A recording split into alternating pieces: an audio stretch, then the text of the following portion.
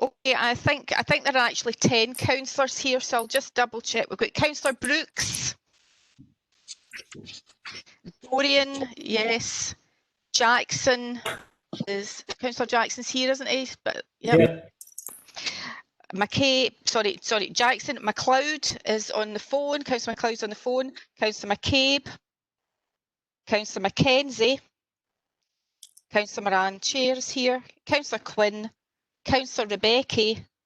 And Councillor Robertson. So that's 10 members, and I have an apology from Councillor Chris McElhenney. Well, that's fine. I think we'll just start the meeting, then we'll go along with any apologies, substitution, declaration of interest. Okay, Sharon? Right, okay, so as I said, there's apologies from Councillor Chris McElhenney. Are there any declarations of interest? Yes, under item 9, I'm a non-executive director of Pathway Branch now. Okay, any others? No, okay, thank you. Right, thank you, Sharon. And welcome along to the Health and Social Committee meeting today. And we're going to start with agenda item 2, was the revenue and capital budget. And Angela Edmondson, I think, is going to speak to us. Angela?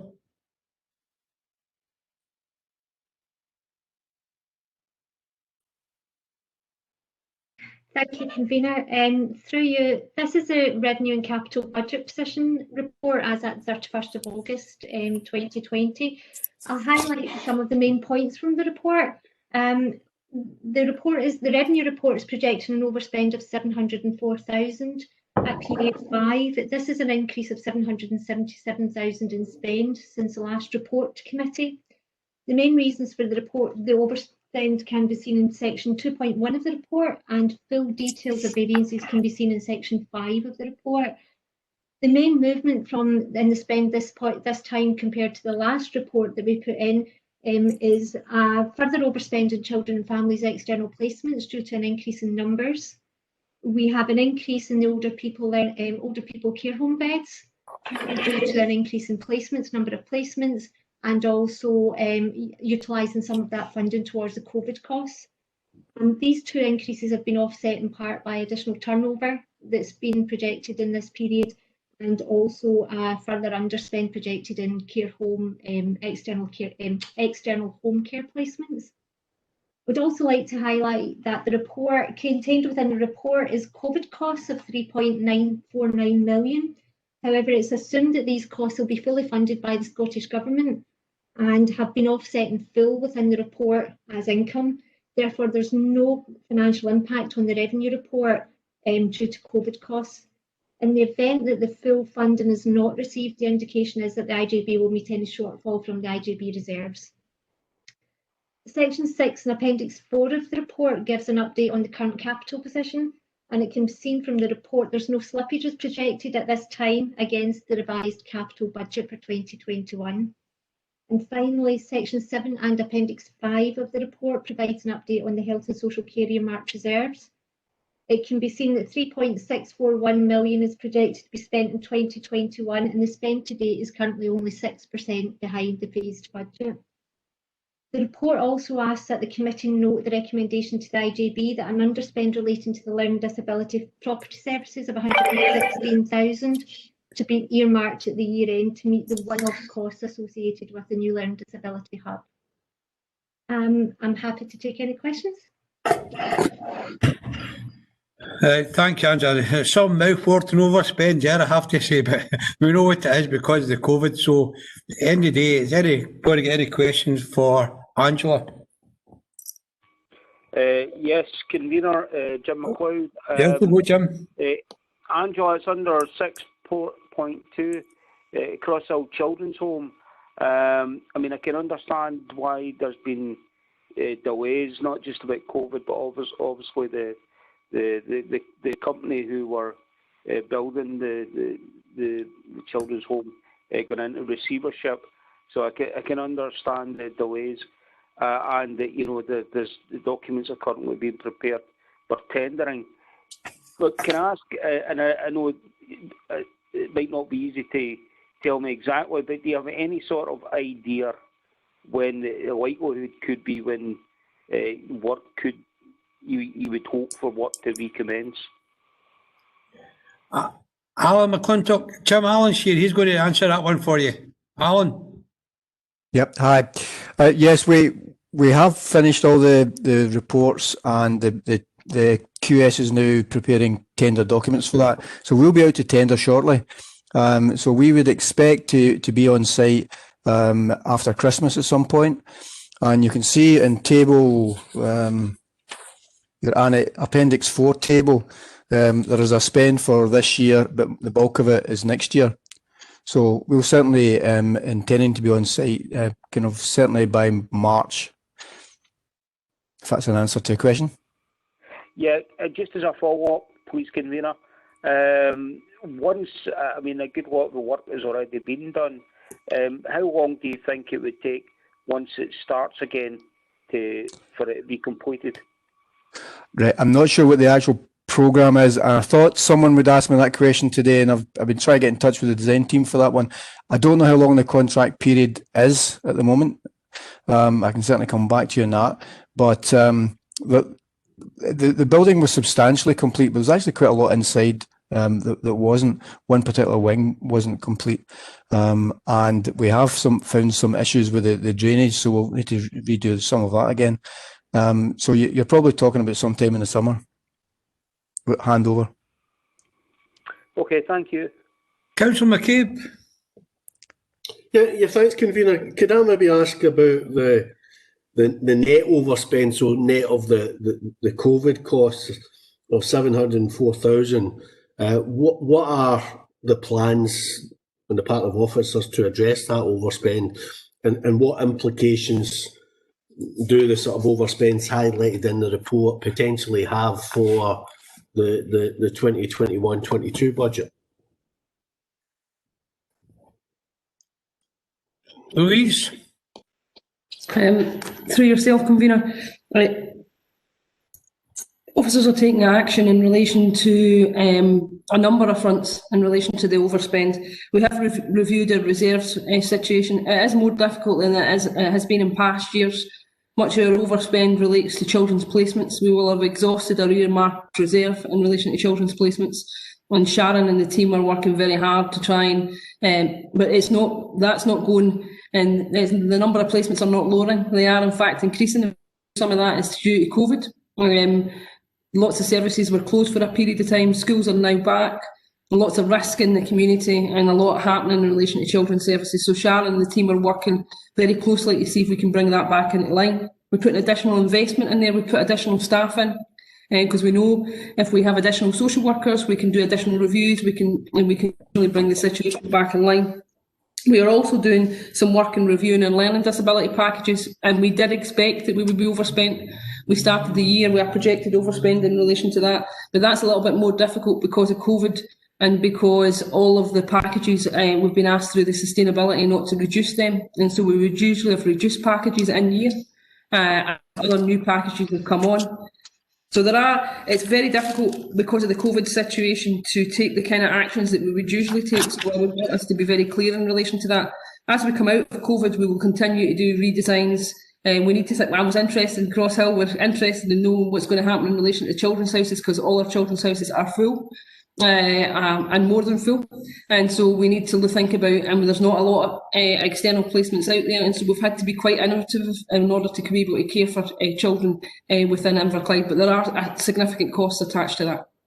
Hope that answers your question, Councillor McCabe. Yeah, I mean, that's very, very helpful. Maybe just to follow that up, I know this isn't easy, but potentially you've alluded to the fact that some of these costs are down to COVID. And I suppose it's whether we can separate some of those costs out and capture them as part of the COVID costs and address the funding issues through the mechanism that we're doing that at the moment. Obviously, there are clearly pressures there in the system, which I'm presuming will feed through to pressures that will need to be addressed as part of the 2021 budget, 21-22 budget. Through yourself, Convener, if that's okay. Councillor McCabe is right. The two significant pressures for us moving forward which we are able to separate out our children and families placements and learning disability care packages, as well as some demographic pressures, but they are the two pressures for us going forward in relation to 2021. All right, Councillor Rebecca, Chana.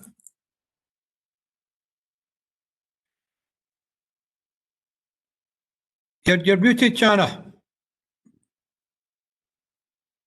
You're still muted. That's you now. That's you now. Right, I was working with two screens there. It's just on the bottom one regarding the 4 children who normally are fostered.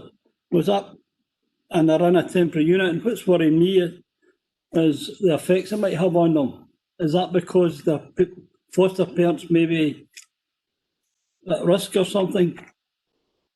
What would the effects on them? Sharon, Michaelise. Thanks, Convener. This is a sibling group, Councillor Rebecca, and the options of identifying a placement for a family group of that size are very limited. And as you know, we face difficult dilemmas about the type of care versus maintaining family integration.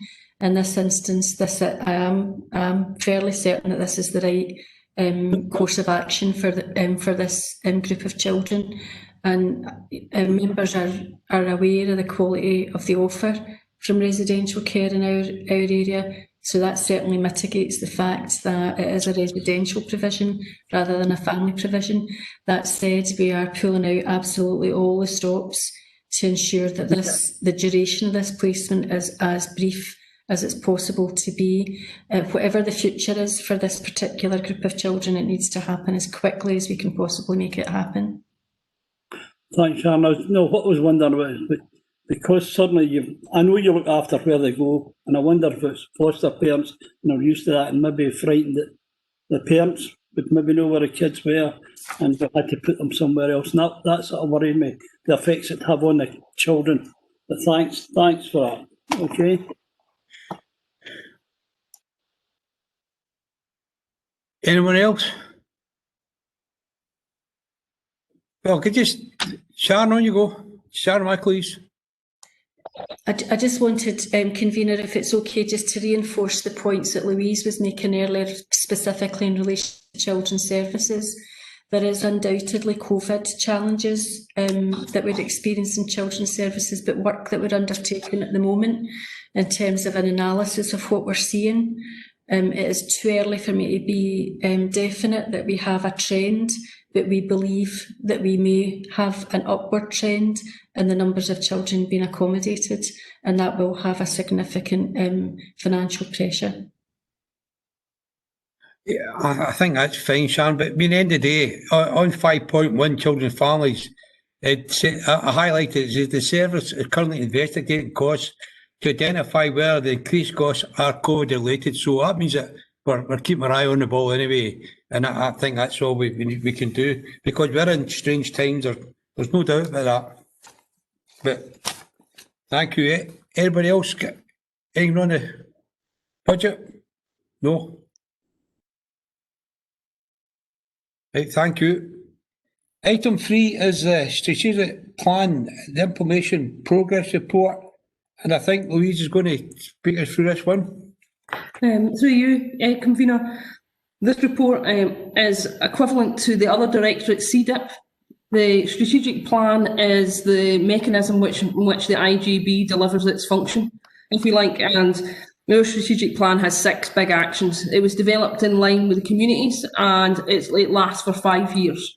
There are hundreds of actions in our strategic plan, as you would imagine, and each year we do a review, make sure that we're on track, and you'll see in Appendix A is the review of last year's plan.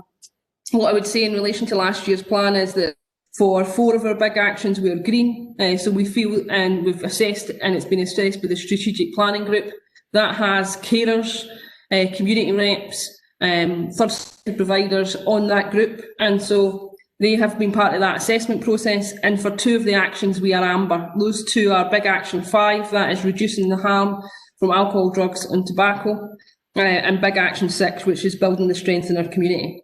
Big Action 5 is amber because in the 23rd of March, we delayed our alcohol and drugs implementation for a review because as part of COVID, the NHS said that all transformational change had to stop, and ours was due to finish on the 25th of March. So we had to pause it in line with the policy. We're wanted to say that it's been unpaused fairly recently.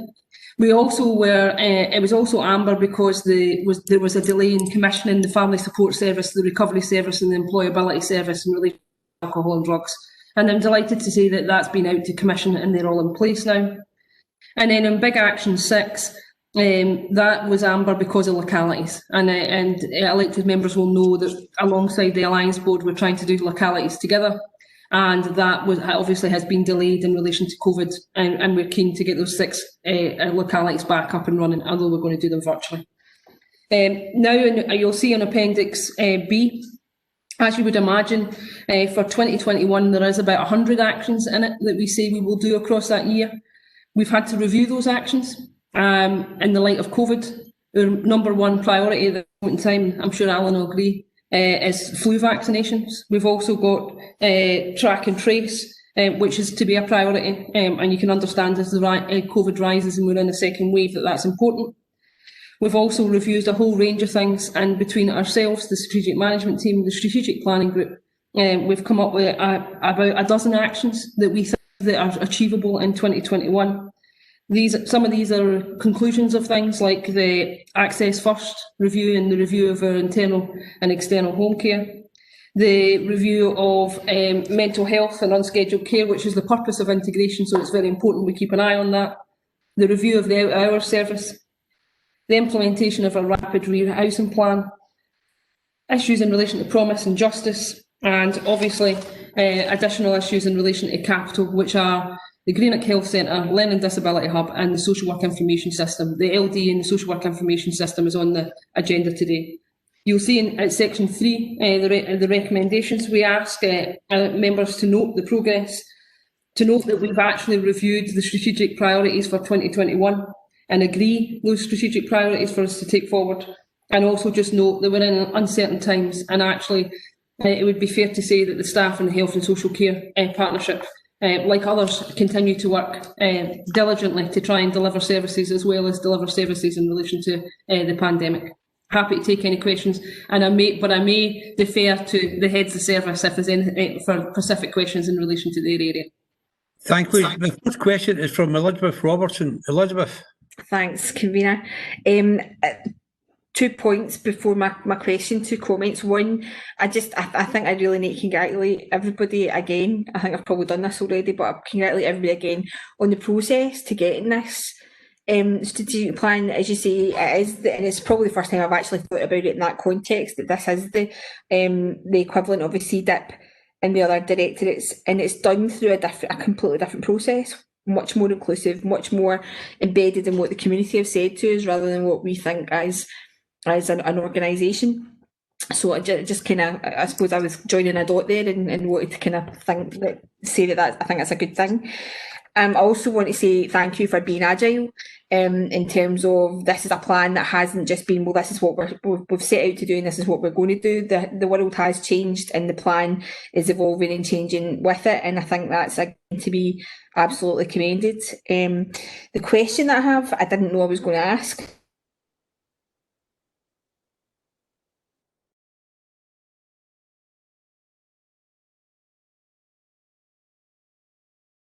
Something as green being on track, having slight slippage, or being red and having significant slippage. Are we doing that in terms of the thing that we are putting in place or the impact that it's having? And again, I'm thinking about what you were saying about the slight slippage on the alcohol and drug review. There's obviously, there was a kind of very slight slippage in terms of the thing that we wanted to be put in place, the review being put in place, couldn't quite happen at the time, and that's now changed, so that's good. But I would argue that the context around the impact of our alcohol and drug services is not where we would want it to be. And so when we're doing our RAG status, is it about our, just for future, because obviously there's going to be another 4 years of these, and I just want to be clear about what we're actually assessing, if you like. Is it the thing we're putting in place or the impact that it has? And I just wouldn't mind having a bit of a clarity on that. Right. Lee, do you want to say something about the RAG system and where we are of it, how it's operating? So behind every big action is an implementation plan, and that implementation plan monitors the inputs and the outputs. And so what we're measuring at this moment in time, because the strategic plan is relatively new to us, is actually whether we are delivering the things we're saying we're going to deliver. The outputs and the things that might change because of what we've delivered. So you'll see in relation to alcohol and drugs and big action 5, there's a whole range of things we say we're going to do, and then we measure next year to say that they've had the impact. And so, but we haven't managed to do all the things we said we were going to do in 1920. We have now, actually. We've done other than finishing off the implementation of the review. Despite the pandemic, we've been able to go out, commission the family support, commission support in relation to peer mentors and recovery.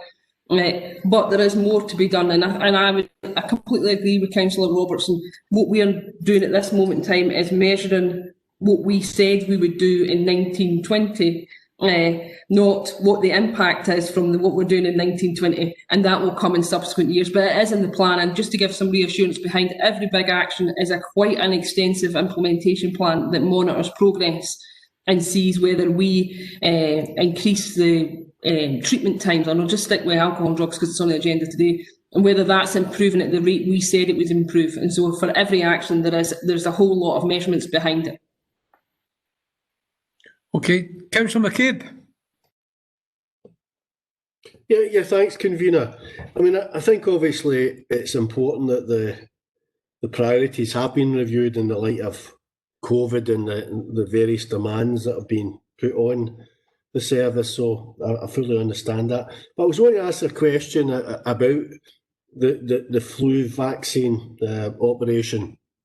There clearly has been a bit of widespread criticism across the country about this programme. Various areas saying there's a shortage of vaccine, other areas people having to travel to central locations to be vaccinated. I mean, I think here in Inverclyde, certainly we've sort of localised our centres for the vaccine, and from what I can see, it seems to be working pretty well. But one of the criticisms that seems to be aired is just about the prioritisation for who gets the vaccine in the sort of early phases, and there has been some criticism that over 85s are sort of later on in the process. So it would be useful to understand where we are locally in terms of the vaccination programme, the sort of just reassurance that we've got the appropriate levels of vaccine, but also to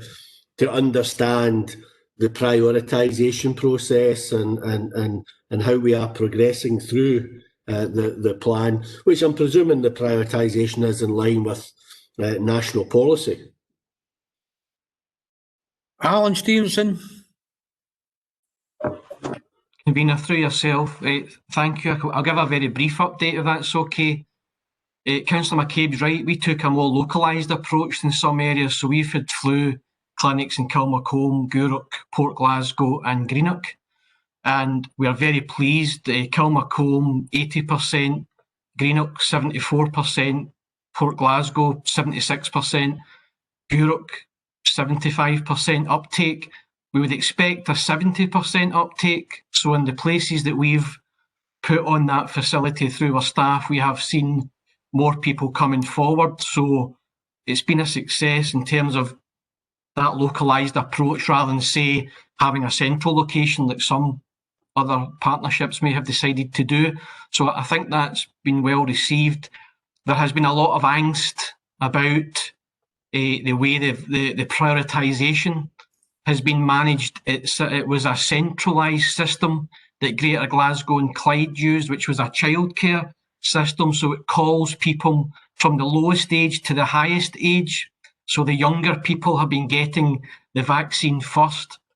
It might seem completely odd and counterintuitive, But the other option that may have been considered was some kind of triaging of people and asking a group of people to decide who should get it first in terms of their level of disability.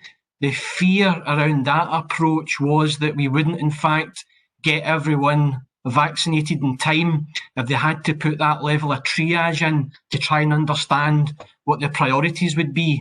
So the system that was adopted in Greater Glasgow and Clyde was a software system that is calling youngest to oldest, and that has caused some difficulties. The chief officers actively just now are looking to see if we can increase the availability of vaccinating, so perhaps extending hours, are looking at additional days to try and speed up that process. But the key has always been to try and get everyone vaccinated by the end of December before flu really kicks in. So I think there was a press release from Greater Glasgow and Clyde last week just kind of emphasising the fact that that's how the call-off system has worked. The GPs have been concentrating on the under 65s, and that campaign's been going well. Unfortunately, today we have had notice that we've had to pause the staff vaccination because we do not have enough vaccine for the staff vaccination at the moment. So that's slightly paused, and we're just waiting on confirmation of when that will start again. The best guess is it will be early November. We're just waiting to have that confirmed. Interestingly, sometimes we're struggling in Clyde with the staff vaccination. We've kind of reached the 70% mark. Other partnerships have reached high 90s. This year, there's been a very swift uptake of the vaccination for health and social care staff. So there's been a very good response. And we expect this to be temporary in terms of the pause for the staff vaccination. And we should have some information in the next couple of weeks about when we can restart the staff vaccination programme. Hope that answers some of your questions, Councillor McCabe. Yeah, thanks for that brief update, Alan. If that's a brief update, I don't know what a sort of a lengthy update would be, but that was very detailed and very helpful. Thank you. I've got Councillor Jackson and then Councillor MacLeod if you want to say them. Councillor Jackson first. Thanks, convener. My question's really with mental health. One of the committees, we've been told that unemployment in Inverclyde could rise as high as 11%. Now, we know with long-term unemployment comes mental health issues, especially depression. So my question is really to ask if we've had many discussions about the future rise in unemployment and the mental health issues associated with it, and what we're going to do to try and deal with this, because it looks as if we've got a serious crisis on our hands when it comes to this. Thanks, Robert. I'll leave it to Louise to answer you. Through yourself, convener. Thank you, Councillor Jackson. I think it's important that we do understand the totality of the impact of the pandemic. It's not just about people's physical illness. We have introduced, and we were one of the first to introduce, distress brief interventions, which have been introduced in primary care about 4 weeks ago. And that's so that because we do understand that actually it will have a significant impact on people's health, and we want to be able to get people help very quickly. So distress brief intervention, which is delivered by Sam H, has been introduced about 6 weeks ago in Inverclyde. And we've also commissioned additional support from Sam H as a third sector provider across the forthcoming year to do some more work in that area. But we will need to keep a watching eye, and you'll see on the papers today there is the Tier 2 service for children, and we're delighted that we were involved in that. But we will need to continue to keep a watching eye. We do have a mental health programme board which I have stood up, which has the police, third sectors, and it also has a reference group of people who have experienced mental health difficulties and who are in our services currently. And we use them as a kind of barometer to make sure that we're getting it right, that we've stepped up our services right, and do we need to do more? And we're in regular contact with them. And I know that Anne Malarkey, who's our new head of health, who's our new head of mental health, homelessness, alcohol and drugs recovery, is in regular contact with them. I hope that provides some reassurance, and I'm happy for us to bring a report back to a future committee in relation to that. Yeah, thanks, Louise. Can I just ask one more kind of question on that? It's just, as I say, with the suspect, we're looking at rising unemployment. Is there a link, Louise, between rising unemployment and substance abuse? I think it's a bit of a tenuous kind of argument whether it is related or not. I was wondering if you could maybe advise on that. I suppose what I would say through yourself, convener, is that alcohol and drugs is quite complicated. It's quite complex. People can turn to it for different things in their life. But what I would say is that we have a really high prevalence of drugs in Inverclyde, and we should make sure that we've got all the services available. And that's why one of the focus, and Andrina will talk about it later in the report, is to make sure that people get access to treatment quickly. So what we really want is for people not to have to wait. So if they can access treatment quickly, whether that we're the right providers, because it might not be that they need specialist treatment, that they might need to go to a third sector provider.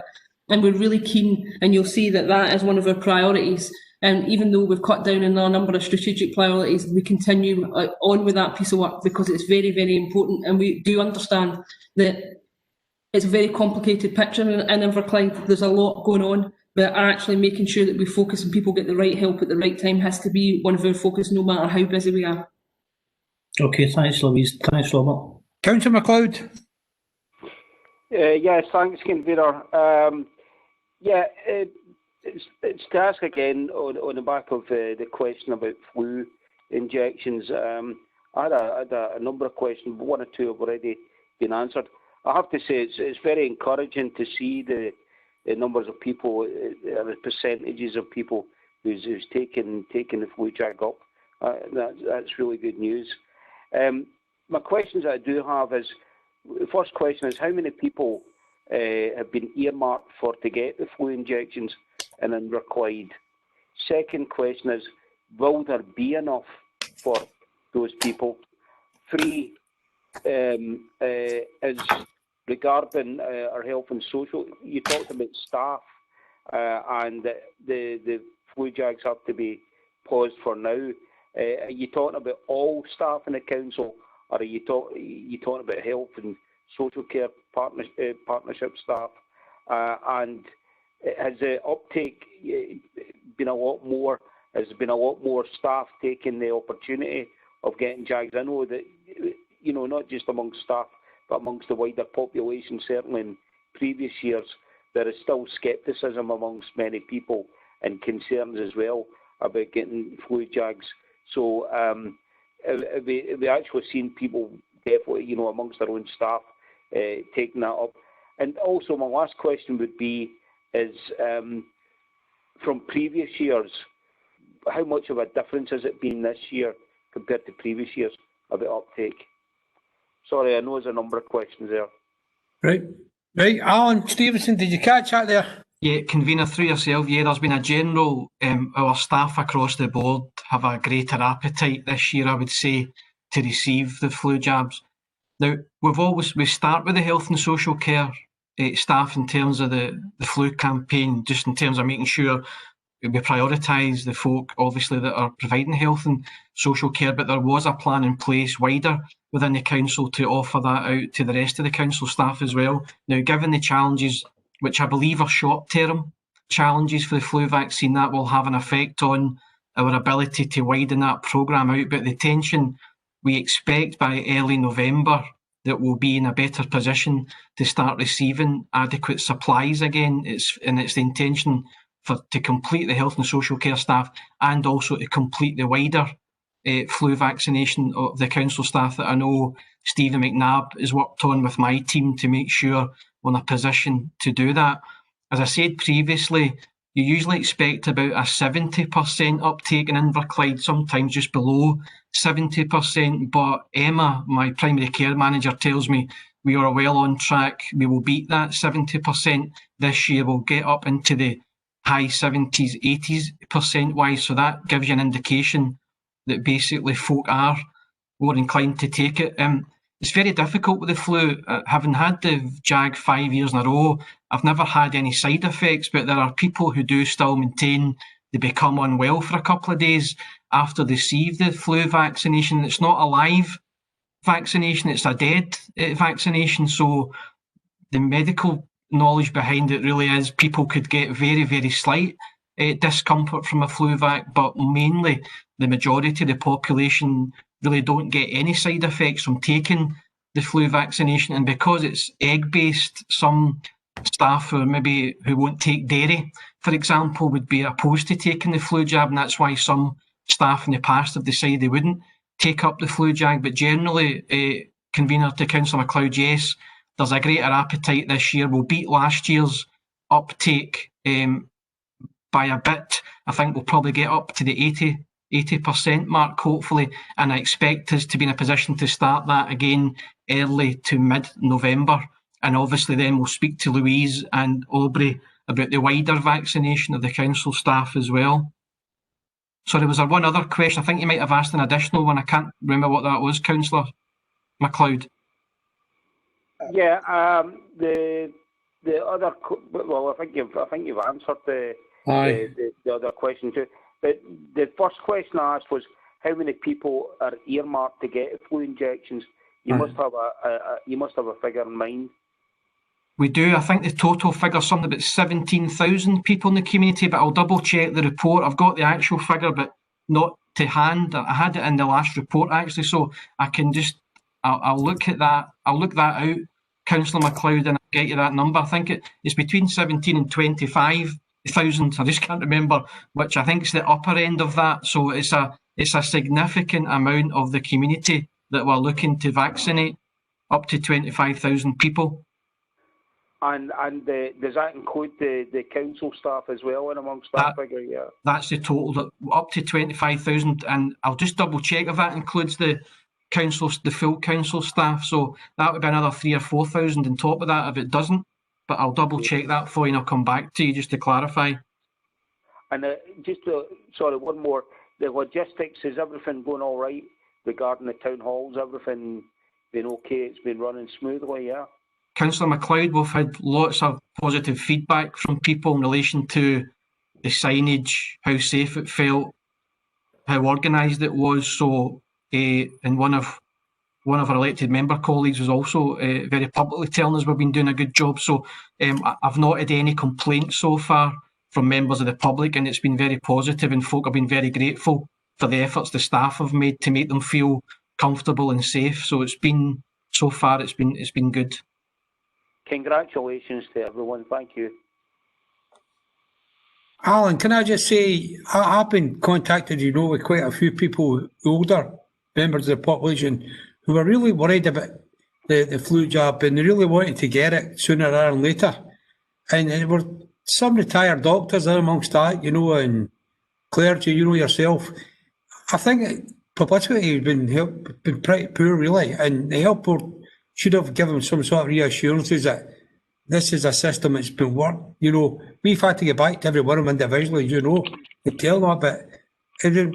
Maybe a copy of comms or something from the health board should have put something out to reassure them, because they feel they're the most vulnerable people in our society and the ones that really need a flu jab, and they've been held back at the moment. And there's a lot of real worry and concerns, and I just wanted to put that in there because yourself, the amount of phone calls I've been having personally, because my name is in the telly, you get it.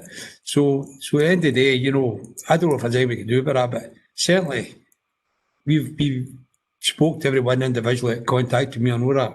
But it'd be nice if something came out there, to reassure them that they'll get it and not to worry. Convener, thank you through yourself. Yes, you and I have both been responding to various people in the community in the last couple of weeks. I know Louise has as well. We had the local campaign you'll see all over Twitter and things, but I'll take that away and we'll discuss it with Emma, and we'll look to see how we can influence any further updates that we can put across social media. Thank you for that.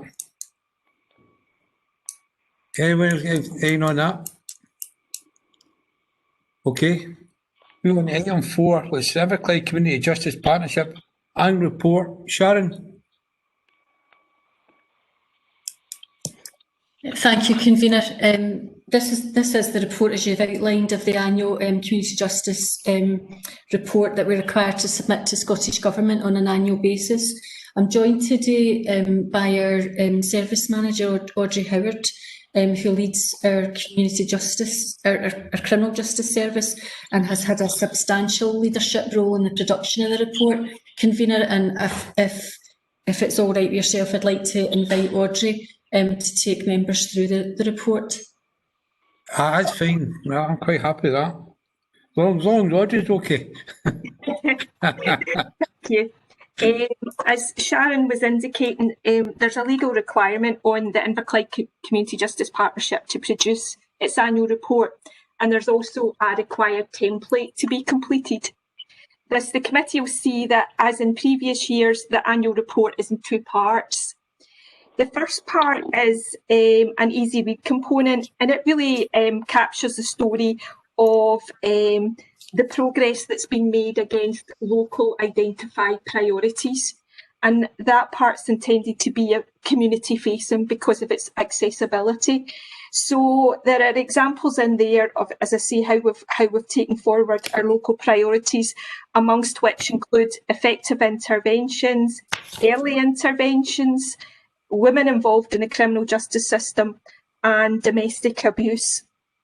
The second part of the report is the template that's provided by Community Justice Scotland, and it's informed by the National Community Justice Outcomes, Performance and Improvement Framework, quite a mouthful.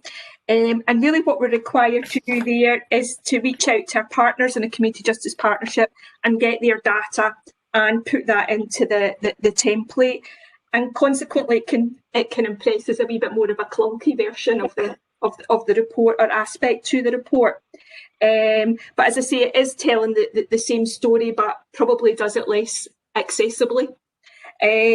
So really what the ask is of the committee today is to note and comment on the annual report and to approve its submission to Community Justice Scotland. Thank you. I've got two questions. I've got Lynn Quinn followed by Chana Rebecca. Lynn. Robert, my question was on the last item. It was all right. No, it's no, you it's can fine. still ask if you want. No, it's fine. I'm just sending a wee note to Alan, so I'll just send him a wee note, and then that's fine. Okay, thanks. Sorry about Lynn. It's all right. It's all right. I've just sent him a wee note. Chana. Convener, it's actually not a question.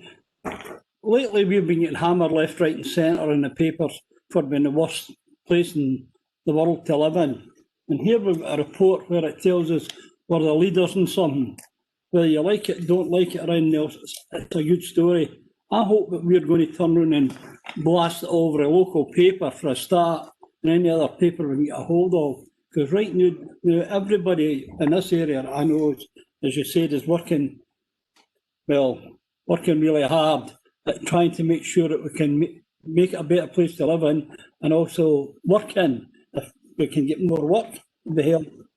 But seriously, how can we get this across? A good story to say we're the leaders. And I know it tells you later on that certain things, if it come across, we might be the person that's got a template down for other things to happen. Surely in this day and age, with crime as it is and everything else, and the health the way it is, this is a good story that Inverclyde's working as a unit to make it better. I just wonder if that would be a case. Thanks, Convener. Right, Chana. I've got two questions. Steve McCabe followed by Elizabeth Robertson. Stephen.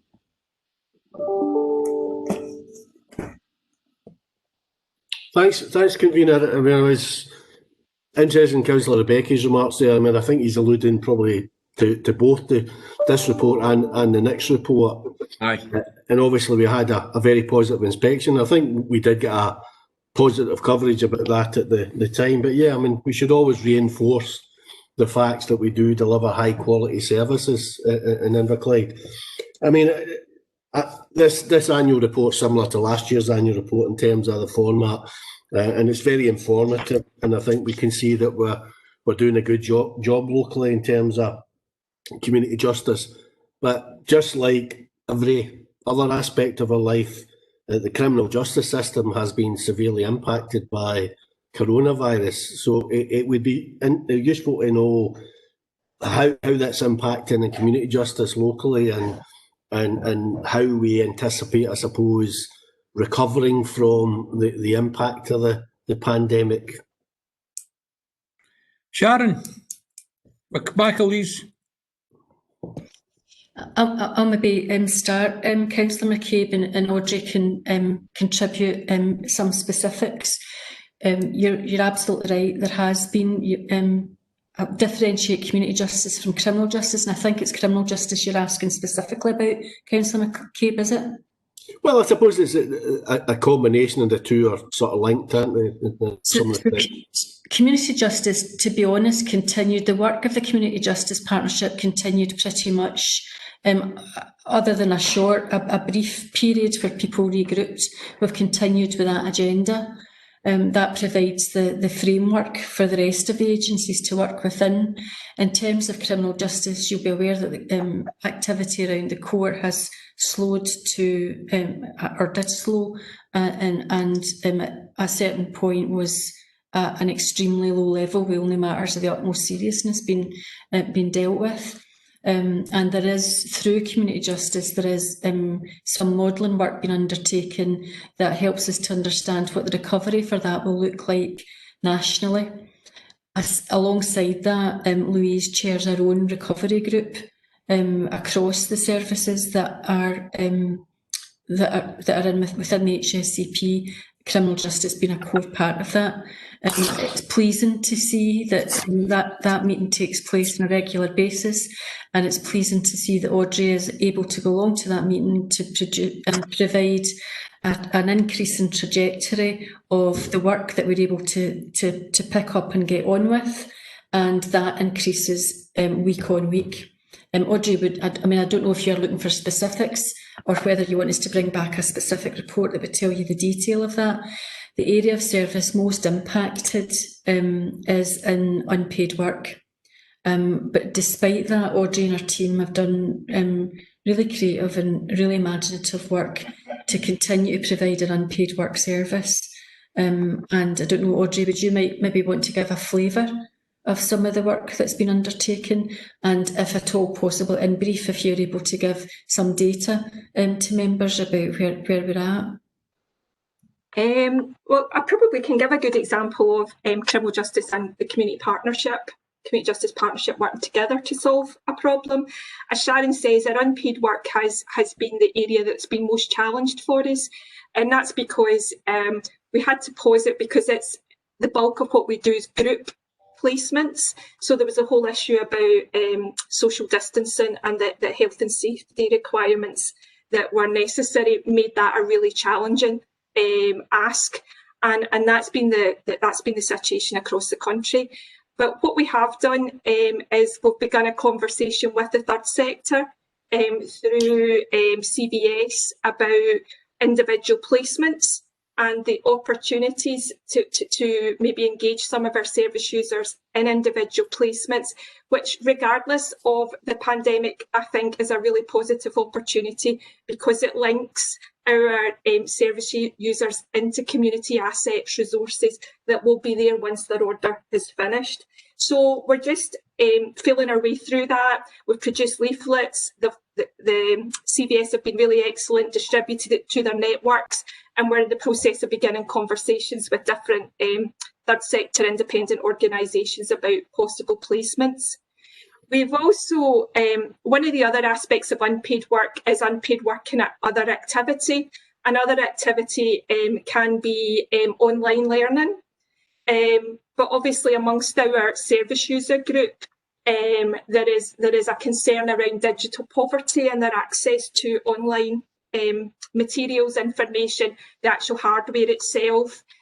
So we're doing a couple of things in that regard. One, we are at the court report stage now trying to scope out what people's digital access is so that we can be a bit more informed in our conversations at the recovery group and also the digital group about what our needs might be.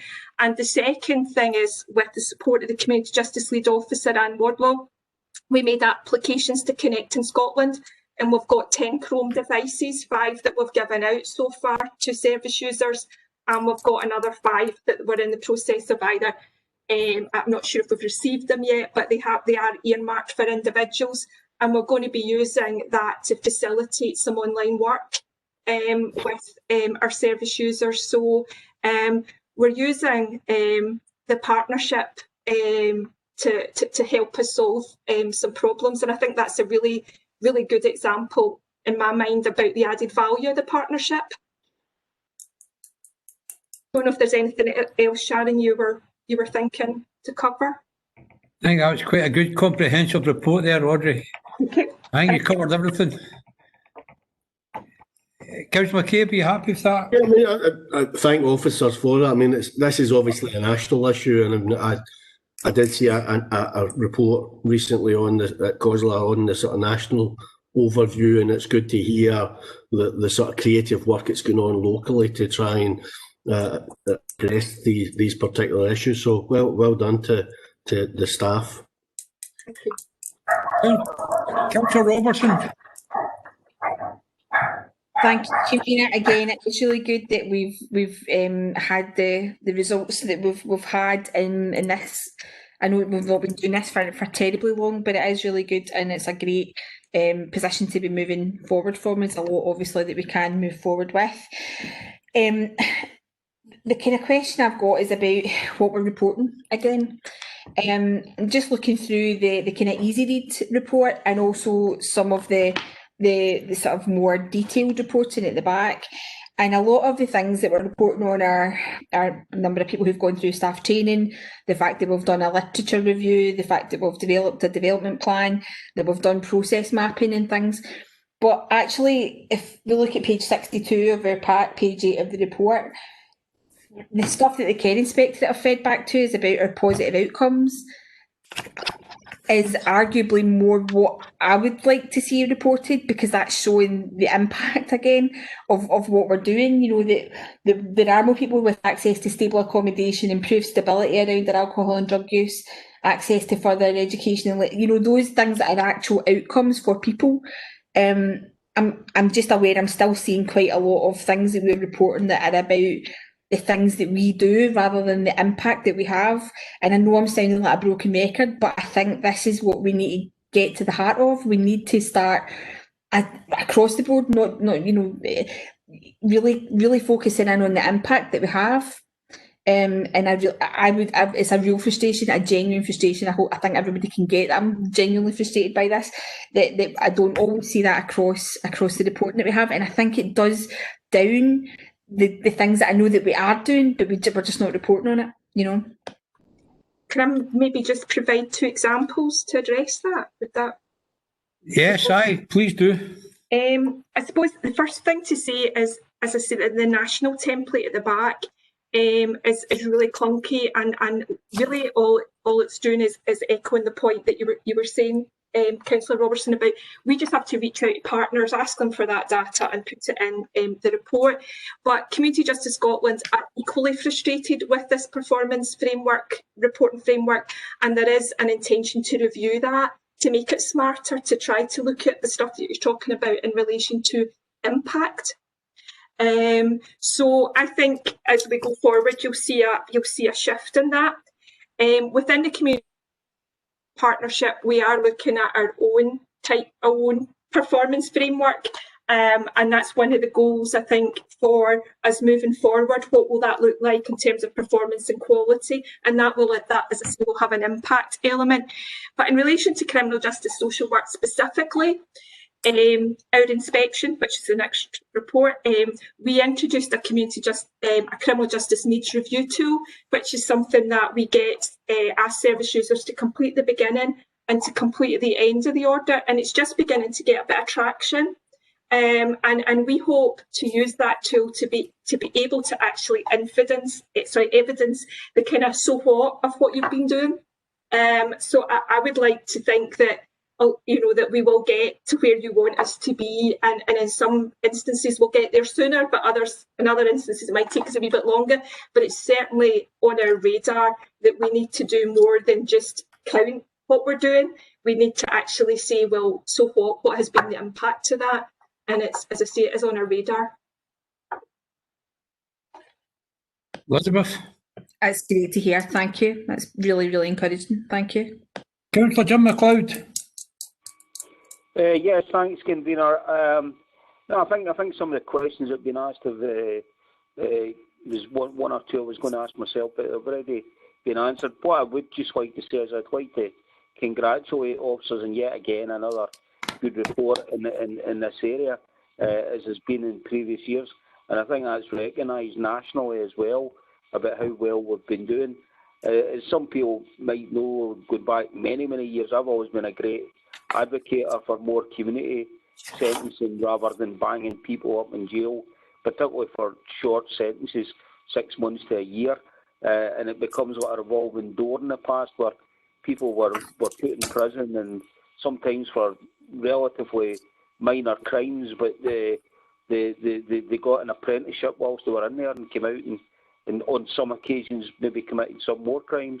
So I think community justice way of looking at people serving sentences in a different way, but better rehabilitation is a way forward, and I commend the service once again for all the good work they're doing. Thank you, Jim. That was very well put. Okay, we'll move on to anyone get any more questions for Audrey on this one? No. We'll go to 5, which is the Criminal Justice Social Work Inspection. And Sharon? Thank you, convener. This report is an update on the improvement actions in respect of the inspection, and again, Audrey has been able to join us today and had again a substantial and significant leadership role in relation to the conduct of the inspection, its outcome and the ongoing improvement actions.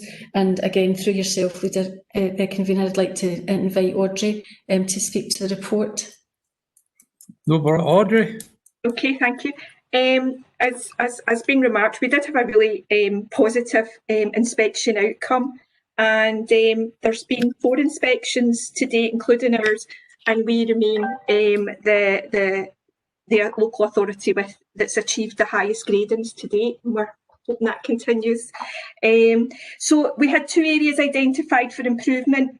One was around providing guidance to staff on their use of a risk assessment case management tool, which is called LSCMI. And the guidance was, we were being asked to produce guidance to support best practice in that area. The other ask of us was about our quality assurance processes, and it was about improving practice around statutory reviews and case recording. So in terms of what progress we've made in relation to that, we have drafted guidance for staff, and we've shared that with staff in relation to the risk assessment case management tool. This guidance covers all stages in sentence, so it covers pre-sentence, post-sentence, it covers the community, and it covers the prison environment. It gives staff a clear steer of when to use the shortened version of the tool, the fuller version of the tool, and when to review and reassess. And we had a development session with staff on the 2nd of October with that, and we did that using the WebEx, and it went really well. So it wasn't just a case of issuing that to staff. We've actually gone through it with them in a development session. In relation to the quality assurance processes to support reviews and case recordings, we've developed a protocol around our reviews of statutory supervision. This gives staff clear guidance about what's required in terms of content and timescales. It also supports active service user involvement, so we're really keen to get that co-production element of it and make sure it's centred. And it also makes use of the criminal justice needs review tool that I mentioned earlier, to make sure that we get that holistic picture of what the service user's needs are. So it's quite a detailed framework that we've provided. And we have a development session planned to take that forward. Staff have seen it, had a chance to comment on it, but we've actually got a development session planned for that on the 30th of October.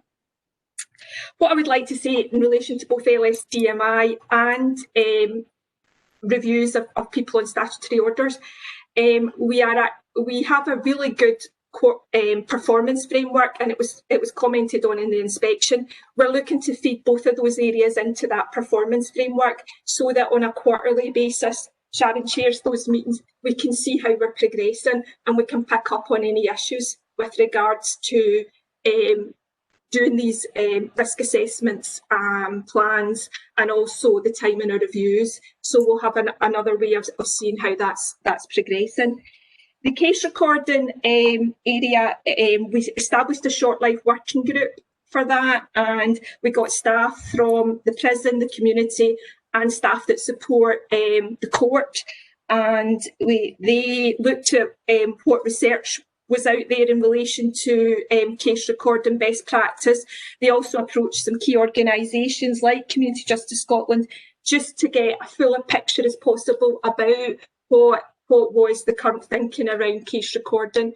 And they're in the process of pulling that together and putting it into a report that we will then consider in terms of criminal justice management team, and then think about how we're going to take that forward with our staff. I mean, despite the pandemic, which obviously has interfered with some of our ability to do some development work, etc., I think we've made some really good headway in the 2 actions that were given to us from the inspection, and I'm happy to take any questions. Anybody for Audrey? Yes, convener. There's Jim.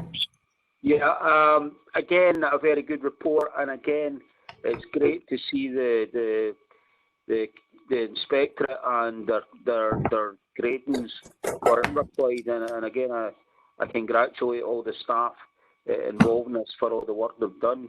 The one question I would have is, obviously the pandemic has had an impact in many things in society, and I just wondered, with this being criminal justice here, when it comes to any sentencing through the courts, what impact has COVID had regarding people being given prison sentencing, bearing in mind the issues of moving, people moving around and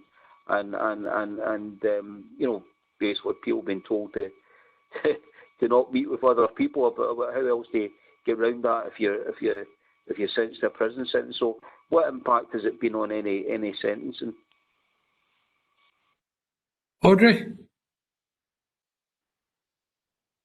Did you hear that, Audrey? Yes, I did. The difficulty in terms of answering that is a lot of the business that would result in community sentences has actually been paused. The cases were adjourned to June, and then they've been adjourned again. So it's only laterally are we starting to see a trickle through in orders. So there's actually been an increase in prison sentences because most of the business going through court is, as Sharon highlighted, it's been your really serious stuff, which would have automatically more or less resulted in a prison sentence. So as I say, it's only laterally that we're beginning to see some community disposals, because they're beginning to look at that summary proceedings opposed to the overwhelming solemn proceedings that are being looked at. Jim? So can I just ask then, so are you saying then that obviously what we're seeing now is, and thank goodness there's far more community sentences, particularly for shorter, what would have been 6 months to a year sentences in the past, we're seeing more community sentences, and I think that's the right way to go forward. But what you're saying is that obviously the more serious crimes, the ones who would normally be sentenced to a prison sentence, are still continue to get a prison sentence, and that's not been impacted on by the COVID pandemic. Is that what you're saying? Sharon, do you want to answer that one? I think we need to be very cautious about replying to your question in respect to that. I think what our response would be, it's too early to say, and that we would need to take time to analyse over a period of time what the data's telling us. Councillor MacLeod, I think anything else that we would offer at this date would be anecdotal, it would be local, and it would be partial. So if it would be okay with you, what we would like to do is to answer your question thoroughly with good data, once that's filtered through to us. Yeah, I'm quite happy to. I can understand that there are complexities around that, and I can understand that, you know, yeah, I can understand your reasoning for that. So I'm happy for you to go away and come back again. That'd be great. Thanks. Anyone else? Can I just say, Audrey, well done to you and Shannon and all the staff. The end of the day, this is a fantastic report. 3 very goods and 2 goods, and if the councils will all get inspected, again, we come out at the top. So although there were 2 areas identified for improvement, I think it's a first-class result for everyone concerned. So please pass on my gratitude to thanks to you and all your staff. Okay, thank you very much. Thank you. Here, here.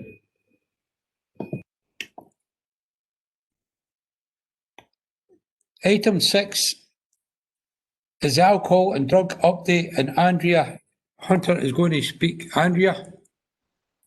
Thank you, Convener. I'm also joined by my colleague Gail Coblain, who's a service Yes, I'm manager. sorry, I should have mentioned Gail. Sorry for that. Okay, Gail is a service manager for operational HSCP services, and I thought it would be helpful if there was any specific questions for Gail to be here to answer them.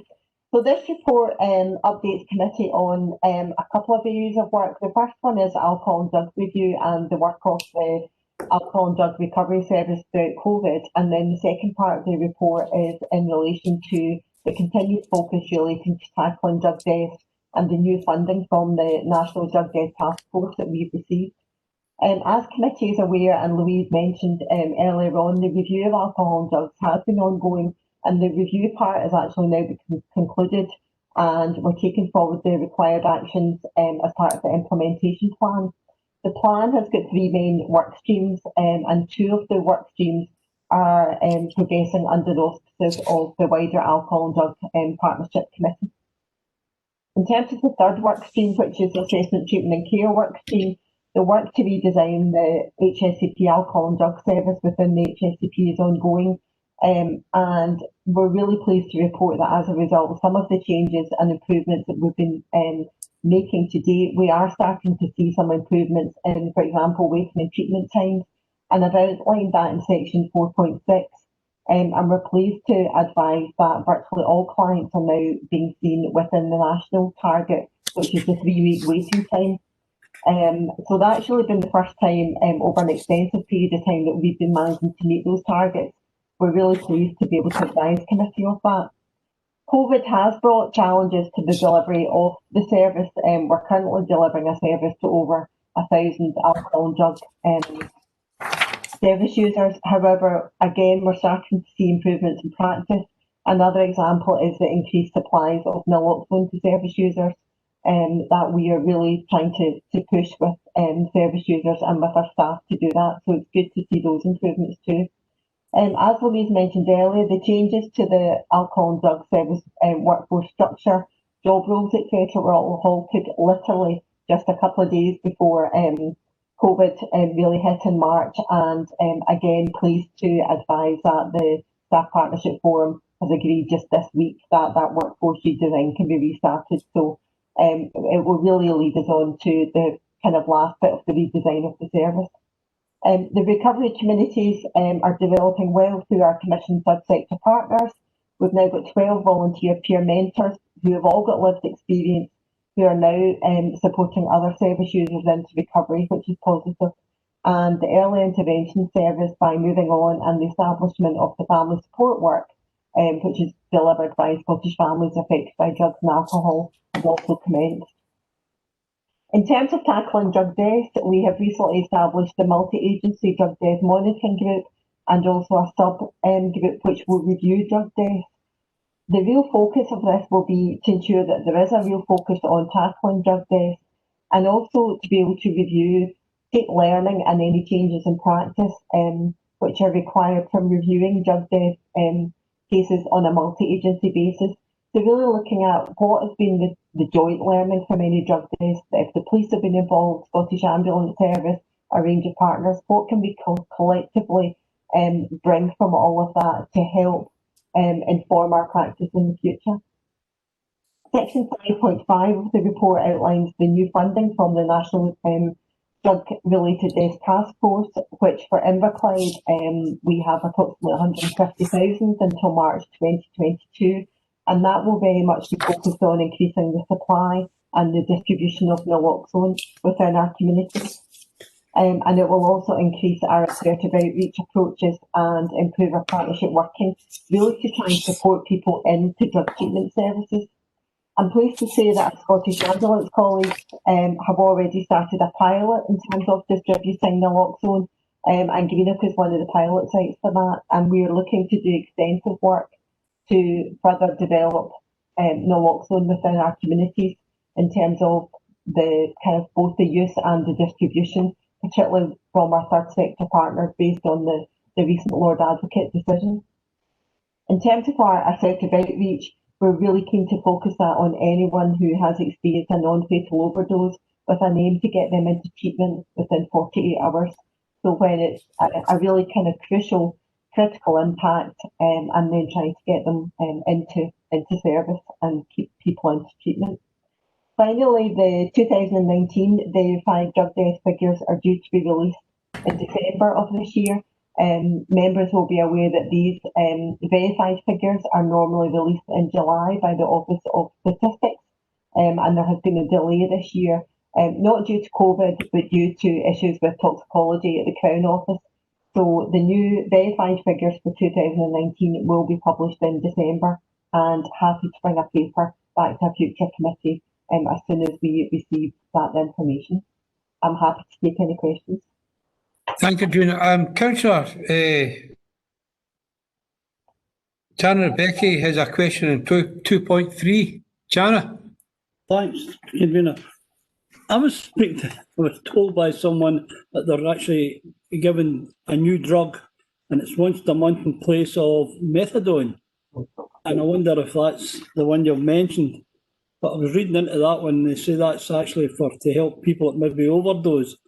Is there a new drug out, and is there one that will be once a month injected that will help these drug users maybe to have, let's say, an easier time and not commit and take their own life? I just wonder. You can I ask my colleague Gail Cobain, who's the service manager, and will be able to update on the drug that Councillor Rebecca. Right, okay, thank you for that. Thank you. Gail? Thank you for that. Yes, the drug that you're talking about is called Buvidal, and it's a depot injection that you're talking about. So that is a long-acting drug. It's not something that we've used a lot of within Inverclyde just now, but it's something that we're talking to the clinicians about and making sure, looking at the use across NHS, GD&C, and looking at how we can bring that here. There are certain just elements of training and learning from other areas, but it was certainly something that we're keen to promote and keen to progress within Inverclyde, and I'm happy to bring a future update to the committee about that once that's established. Thanks very much for that. Would it be then nurses or the doctor that gives you that injection? It will be prescribed by doctors or independent prescribers if we have nurse prescribers, but it will be administered by nursing staff, yes. And the good thing is that might, touch wood, stop people taking their own life. Does it? Yeah, and I think it's new to us here, Councillor Rebecca, so we're keen to look at the learning from other areas before we start using it, and and roll that out within Inverclyde. Thanks very much, and keep our fingers crossed. Thanks, Convener. Right, Councillor Quinn. Lynn. Yeah, thanks. Just got a couple of questions. So my first one, which is probably the most straightforward, is just on the under 4.2 prevention. It was just mentioned Rocket Science had done a review I was just wondering if we will actually get to see that report, or will that report filter into, I know it's under our sort of education communities, so would we see that under those, that committee structure rather than here? It's just, it would be really interesting if they've done this review to actually see what some of the findings from that review in terms of prevention and education. And my other point is, so obviously there's been a redesign in service and it's all looking really positive, including the third sector. I'm just trying to explore on what it looks like from a service user's access point of view. You know, how does that flow? Because not everyone will probably want to come in which normally happens is people don't always come into where we want them to come in, and it kind of filters through that process. So if someone maybe come to the third sector first or from different areas, how does that all kind of work in terms of being sort of triaged and prioritised and allocated to different kind of streams? I think Louise wants to answer one about the rocket science. Through yourself, convening, how he's a mind reader. I do want to answer the one in relation to rocket science, and then I'll hand over to Gail to talk about a little bit about the referral pathways. So rocket science did a piece of work that's got to come back to the alcohol and drug partnership, and then the alcohol and drug partnership links into the alliance, and we will probably take that to the alliance board, Councillor Quinn, before it comes through any committees. But certainly my colleague Ruth Binks has the information in relation to that, and I know that she has the Celsius report, and we may well, we're looking at doing a briefing for members in relation to the Celsius report, and we'll be able to refer to some of the findings from the rockets in that. Gail, referrals, or Andrea? Yes, I can talk about the referral pathway. Probably for the first time at our allocations meeting, we have the third sector around the table, where we're actively discussing the cases that are coming in and looking at the most appropriate pathway for them to be, the person to be going through. So where it's appropriate that the person is level of need is in the community, it will actually be allocated to moving on who are sitting around the table when we're discussing that. That's something completely new, so we've had to do a bit of, sort of learning development for the staff who have never had that before, but also to make sure that these partner organisations are seen as equal partners in care for people, because they are absolutely critical to us being able to develop and deliver the model that we've designed.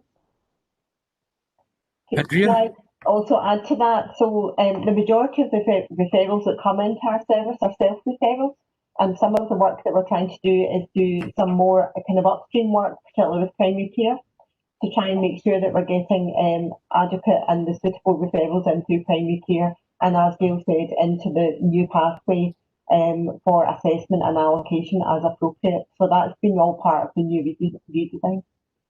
Okay, thank you. Okay. Councillor Brooks has got questions on 2.2, 4.5 and 5.6. Thanks very much, convener. Yeah, just on 2.2, I'm aware that obviously a senior member of the drug team has retired, and I know a lot of the work that is done by the drug team and alcohol team is relationship based with clients.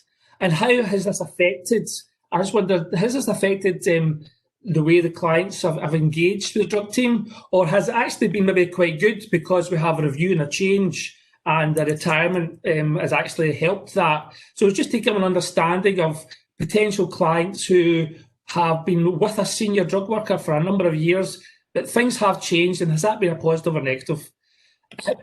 4.5, if I continue, I was just very surprised in the report to see the figure 580 plus, and I wondered if that meant we didn't actually know how many people were getting prescribed management services.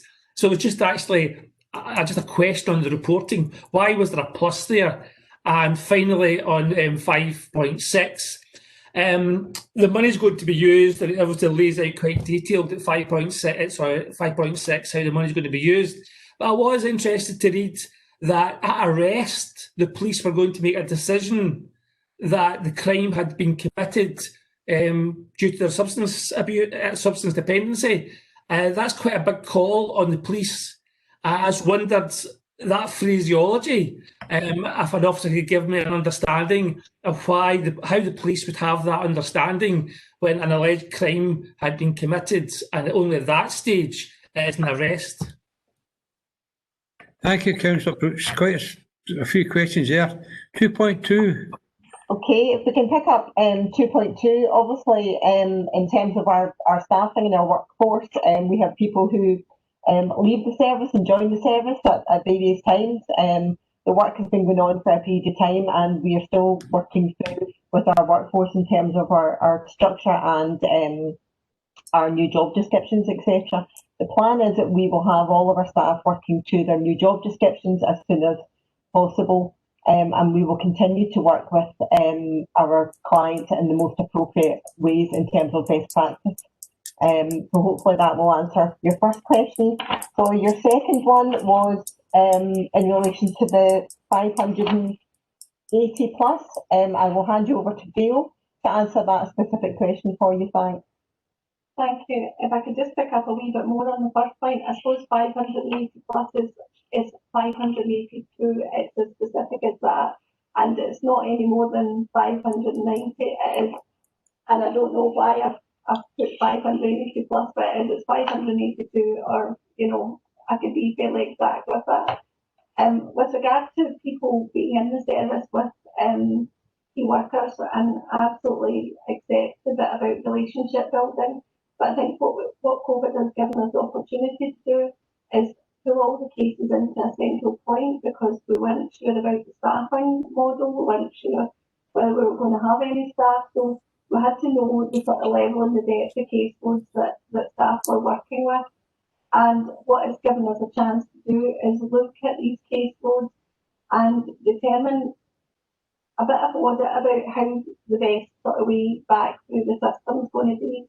So as we reallocate cases back to key workers, it will be about being with the most appropriate worker, with the most appropriate skill for that particular person's circumstance.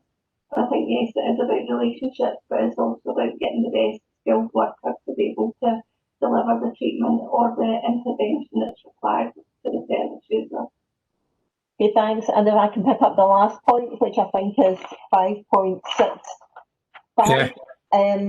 Councillor Brooks, it really relates back to the point that I was trying to make earlier on in terms of what we want to do is try and all the evidence base is about getting people into treatment and get people into treatment as swiftly as possible. So this is an area of work where we are working across with our colleagues in criminal justice and our community justice partners. We're really, by trying to get people as swiftly into service and into treatment as possible, will provide them with the best outcome. Councillor Brooks? Yeah, I think it's very helpful to understand the narrative of why the report says and why the report says. So yeah, I get no follow-up questions, so thanks very much, Convener. Elizabeth Robertson? Thanks, Convener. I'd actually like to pick up on something around about 5.5 and then the lock zone conversation, and it's actually picking up on something that Louise brought up at the Alliance board the other week and has kept me awake ever since. And it was a sort of verbal challenge to the police about them not carrying the lock zone. And again, there's a theme coming through in everything I'm saying today, but again, looking at these tough, stubborn statistics that we have and these big metrics, these big indicators, and one of them is our drug deaths. And I'm just wondering if our police partners carrying the lock zone, would that have an impact on our drugs death? That's not my question. I think that actually is the case. I really do. And even if it's not actually the case, I think it's something that we should test. And so I'm kind of very up for having the discussion and the kind of the chat about lobbying hard to get Police Scotland to actually, even if it's just in this area, to pilot the use of naloxone and actually carrying it and seeing if it has an impact on that stubborn metric that we can't shift in terms of bringing our drug deaths down. And I don't know if I hope someone can help me in terms of process here, Robert. I really would like to add even a recommendation to this report to actually take some action to bring that about and actually start the process of taking that forward. Apologies, I haven't spoken to anybody beforehand in terms of doing this. I've been too tired because I've been up for a week and a half since Louise mentioned this at Alliance Board. So, thanks. Through you, convener. Yes, if you're Gina. happy, I'll pick up on that point. So, as Councillor Robertson has indicated, currently within Police Scotland, their officers are not allowed to carry naloxone. However, there is some national work going on around this, and there's actually some pilots down in some of the English forces looking at the police carrying naloxone. So I do feel, I think there is a move in the right direction around that. We have had discussions locally with our police colleagues. Unfortunately, it's a Police Scotland discussion that needs to take place, but what I can assure you is I'm aware that those conversations are taking place. I think what I am really keen to emphasise is in terms of, for example, Scottish Ambulance Service, were not able to distribute naloxone previously, and now there's a pilot going on that they come across somebody who they are treating for a non-fatal overdose. They are then allowed now to be able to distribute further naloxone to that service user, and I think it's really positive. The work that I alluded to in terms of the Lord Advocate decision also means that we can change some of our third sector partners to be able to distribute naloxone, which has not been the case up until now. So I think there was a real focus on this nationally. The Scottish Drug Death Task Force is really keen to really push naloxone within communities, because there is still a stigma within communities about carrying naloxone. So we need to do a real concerted push on getting naloxone kind of recognised and much more availability in the community and distributed by some named partners. Elizabeth. Can I just double check then that we have no action to take forward? We've got no locus to take any action forward to lobby. I'm pushing this as hard as I can here. Thanks. I'm going to ask the Director, Louise, to maybe help us out this one. Louise?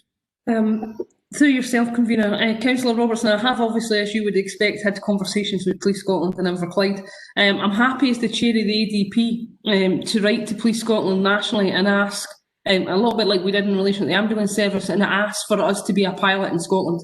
If as soon as they look at piloting something in Scotland, can we be the pilot? And I don't know if that helps or provides any reassurance, but we will continue, obviously, to push hard given the rise in drug deaths. Is that all right, Elizabeth?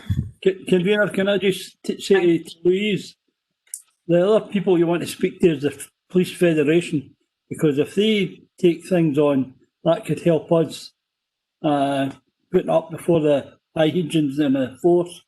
Okay. Thanks for that, Councillor Becky. Councillor MacLeod. Jim? Yes, I'm here. Thank you, Convener. Do you have any questions, Jim? Yes, I do indeed. I have a few. There you go. As you know, Convener, I'm always the first person to congratulate the service and all the good that we do. And before I say what I'm about to say, I'm not trying to deliberately cause any offence, and I genuinely mean that. I'm glad to see that this redesign is taking place. Anything that can be done to try and redress issues that have been going back a lot of years. As a community representative 20 years ago, some people might know I was a member of the Inverclyde Forum about drugs, when we collated a whole lot of information in the community about how grim the drugs issue was in Inverclyde. And at that time, there was a reluctance among some people for that report to come out, and it came out in a conference that we had at James Watt College at the time. I think maybe Councillor McCabe, I don't know if Councillor Rebecca was there at the time, but it was a way back, it was maybe around about 2000, and it didn't paint the Inverclyde in a very good picture. But it was a necessary thing to happen, because from it we got more money from the then Scottish Executive, and we were able to set up new things to try and tackle drug issues, moving on project, and was one of the things that started up. But over the last 20 years, I just wonder how much improvements have actually been made. How much have we actually made a difference? I know a lot of things have been tried, and a lot of people have been committed. A lot of officers are committed to dealing with things, and I know they've tried their best within resources that we have. But obviously, things haven't really moved on. I think we still have this unenviable statistics of number of people who are still using drugs, and indeed the sad numbers of people who have died and are dying from drug use. So a few questions is, one is, how many people do we have registered in Inverclyde, up-to-date information if we have it? How many people are registered in Inverclyde who are using drugs? I think I saw a figure some time ago. I think it indicated there could be as many as 1,500 people. But how many are actually registered with our own services? And how many, if we've got the figures from going back 20 years, how many did we have back then, 20 years ago, just to see, what has been done, the numbers have decreased, increased or whatever, and what services have done to improve the situation over the years. Regarding the sad number of deaths, how do we compare from drugs? How do we compare with other comparator local authorities who have similar social and health inequalities and issues that we have? How do we compare with them? And my last question is regarding alcohol. And again, how many people are registered with our own services? And also, how many do we estimate, or do we know, are who are alcohol dependent within Inverclyde? Thank you. Thanks. I don't know if we had the numbers, Andrea. Would you have the numbers? Right, Andrea. Adina? Okay, in terms of the numbers of people within service at the moment, it's contained within the report, and we've got roughly 1,100 service users within the alcohol and drug service. Now that, I need to stress, is people with alcohol issues, with drug issues, and some have got both alcohol and drug issues. So that's the numbers within service that we currently have registered. As Gail pointed out earlier on, we have 582 people who are currently on ORT in terms of opiate replacement therapy. The figure of 1,500 that you mentioned, Councillor MacLeod, I think refers to the prevalence figure, and that was a piece of work that was done previously, looking at what the prevalence was expected to be for Inverclyde. So one of the things that we are aware, and it has been shown from some of the work that has been done in terms of our drug deaths, is that unfortunately, if we look at the 2018 figures for drug deaths, we had 24 drug deaths, and I think it was roughly 37% of them were in treatment, and the remainder were not currently known to alcohol and drug services. So the push within Inverclyde and also across Scotland is really to try and increase the numbers of people into treatment, because what we do know is that by getting people into treatment, it's the best place for them to be. So there is a real push on trying to get as many people into treatment, and that's why we're looking at our more assertive outreach. It's why we're trying to look at more assertive work with our partners. For example, as we talked about earlier on, the kind of referral pathways from the police, etc., into treatment. In terms of the demographics across the rest of Scotland, I think we are aware that Inverclyde is up there with Glasgow City and with Dundee in terms of our drug deaths and our prevalence, and all of that is linked to deprivation. I'm not sure if I picked up all your points there or if I missed any of them. Well, one of the ones is 20, how is it compared to 20 years ago? Would you know that? No. I'm sorry, I could have a look back and see in terms of our previous information. What I do know is that in terms of our alcohol numbers coming into service, we have seen a decline in the years of our alcohol service, number of people coming into service. And again, that's why we're trying to work closer with our primary care colleagues, etc., to get people into service. But it's definitely information I can go back and look for. There may be slightly different ways that things would have been counted previously, but we can look at some comparisons. Councillor MacLeod. Yeah, I think it would be very good to find out what the numbers were 20 years ago as to what they are now, just to see that comparison. I certainly welcome, Andrina, what yourself and others, other staff are doing, and I do hope that this redesign can help and also help to reach out to more people, because you know the numbers that we're seeing, and I know there's been some impact from COVID. I'm looking at a table at 4.6, and there's been some impact obviously from March onwards. But even before that, 80s, 75, 92, there's still amongst the drug using population in Inverclyde, it's still a relatively small number, albeit I recognise there's still a lot of people who have already registered there too. But obviously if we can help to reach out to even more people, because obviously treatment and support is the best way forward. I know you can't comment on this, and I have said this before, I still think it's safe drug rooms, which is what Scottish Government and our local MP have been calling for a long time. I think that would certainly be a good way forward in preventing more people dying or indeed ending up with illnesses like HIV or hepatitis C. But yeah, thanks for your response. If you could come back to us with the figures, if you can find those out, that would be good. Thank you. Councillor McCabe, Stephen McCabe. Thanks, Convener. I suppose Councillor MacLeod's central point is that some of us are having a deja vu experience. Some of us have been here so long that we remember having discussions like this and reports like this many, many years ago. And effectively, we've not solved the problem. And clearly there's a debate going on at a national level, and we see it rears its head at different times, mainly when the statistics appear.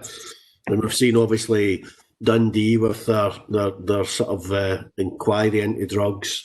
We've seen recent sort of discussions around decriminalisation again raising its head, and there was a former senior drugs officer on the STV the other night arguing that effectively the so-called war on drugs has been lost, and that we should be looking at decriminalisation.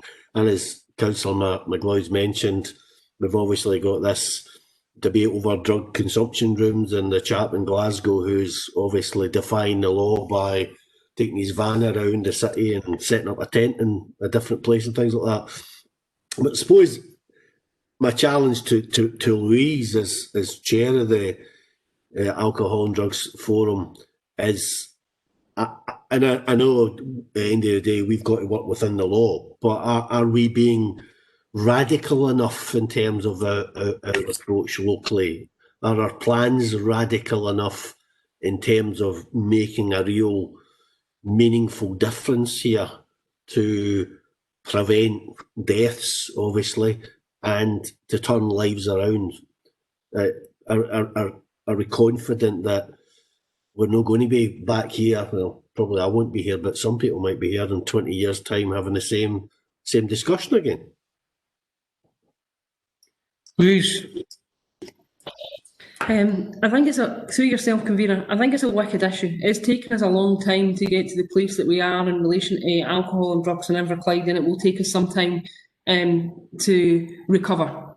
It is linked, there's no doubt that it is linked to, Councillor Jackson asked me earlier about employability, there's no doubt that alcohol and drugs is linked to high unemployment and high rates of deprivation. We have been relatively radical in this review that we've done and the implementation of this review, and it's taken us a bit of time, but it's taken us some time because we wanted everybody involved in that. And actually, it's very important that we don't see alcohol and drug services as being a one. It's not the council's responsibility, it's not the health board's responsibility. It has to be seen as a whole system. And it's quite interesting that Dundee did a commission and it was all about stigma and about communities and how people were stigmatised in relation to alcohol and drugs and how they wouldn't give people second chances. Glasgow took a different approach and it was about injecting and reducing harm. And actually, I've been really keen that we got families involved, we've got service users involved, we've got a treatment service that's robust and that people are being seen on time.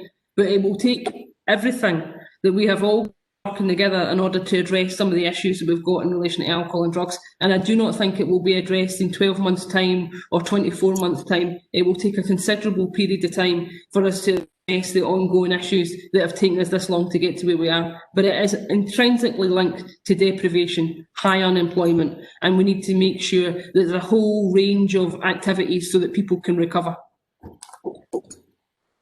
Stephen?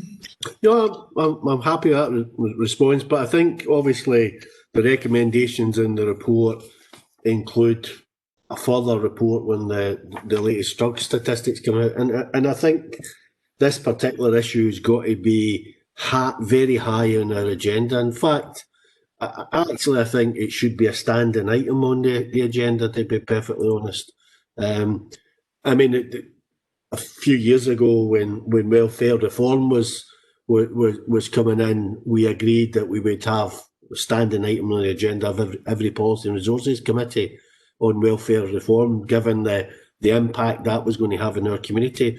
And I think this is a huge issue as well. So I think we should be, as a committee, really taking an interest in the progress that's been made here. So I welcome the fact we'll have another report, most likely to the next committee, but I think we should really continue to have a focus, and that might mean that we're having reports to every committee, because it's such a central issue, given the devastating impact it's having in people in Inverclyde and their lives. And looking at the average age of the people who are dying is just absolutely tragic. I mean, at this point in time, we're seeing obviously the loss of lives from COVID, but I mean the loss of lives here is equally tragic as well, and it's people that are living pretty pitiful lives for a long number of years up to finally their body gives up and they die, or obviously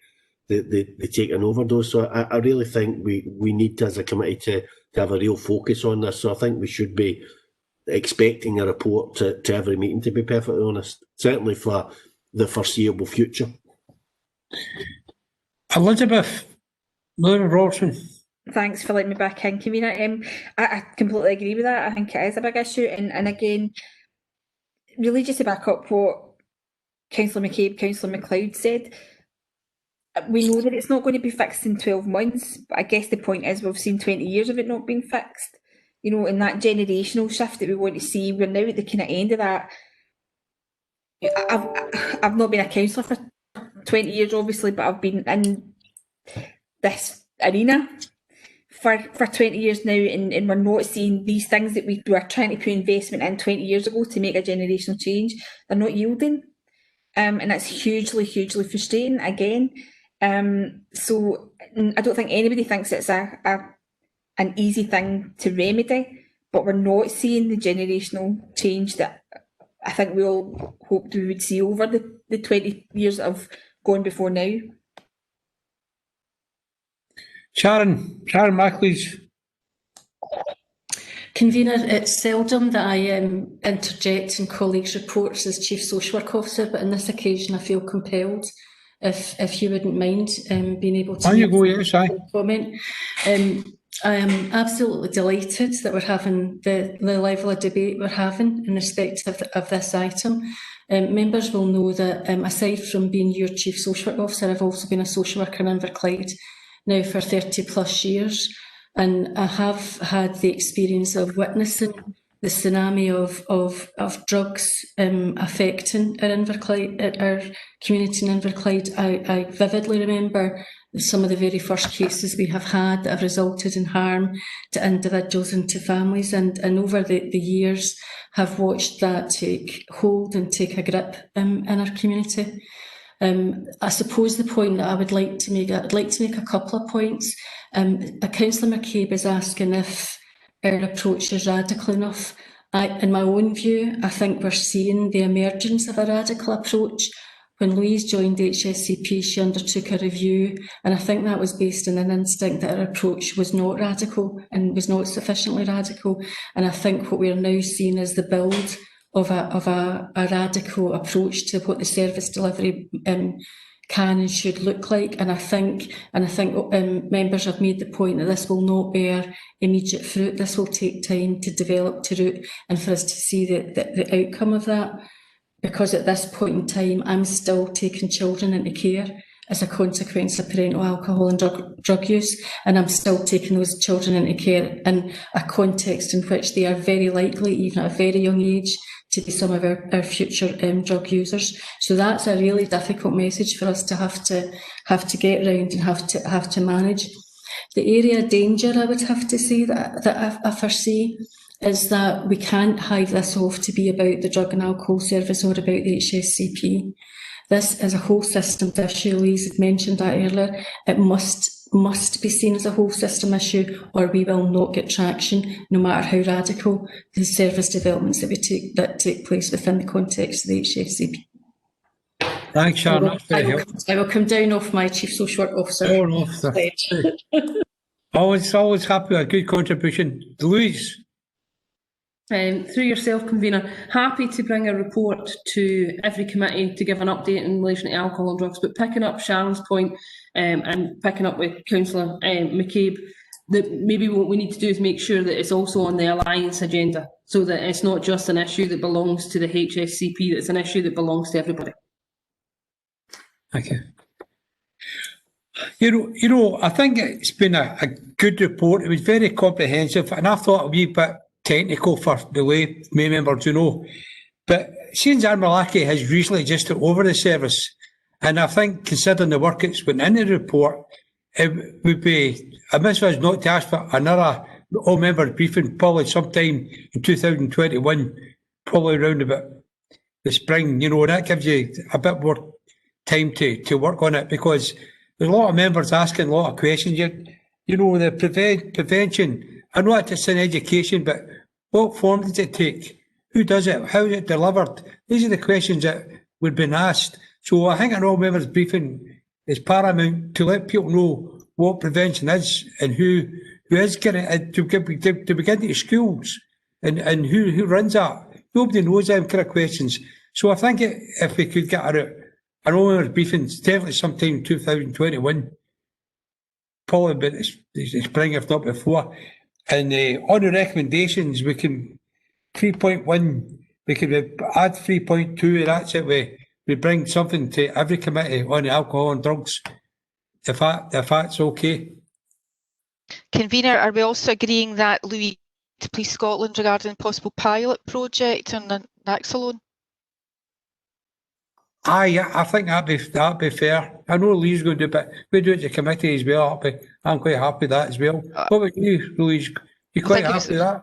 Louise to take that up. Through yourself, Convener, yeah, that's as the chair of the ADP. That'll need to go to the ADP, Sharon, which will go relatively soon. And I'm pretty sure we've got some of the members of the ADP here, so the ADP will take that forward. That's fine. Right. That was a real good report and a good discussion there. Thanks, everyone. Item number 7 is the migration and resettlement issues, and it's the woman who's got the best name in the council, Kate Christmas. If you don't mind, Convener, if I could maybe just introduce. Oh, sorry, I wrote you right. Sorry, Sharon. In part because the main thing I want to say is that Kate is in fact one of our newest service managers in children's services, and she's here today because she's got direct management of this service and is the best person to provide the report. But it's also an opportunity for Kate to be introduced to the committee structure and is in fact constitutes part of our induction. So I'm very pleased to introduce Kate to you. Thank you.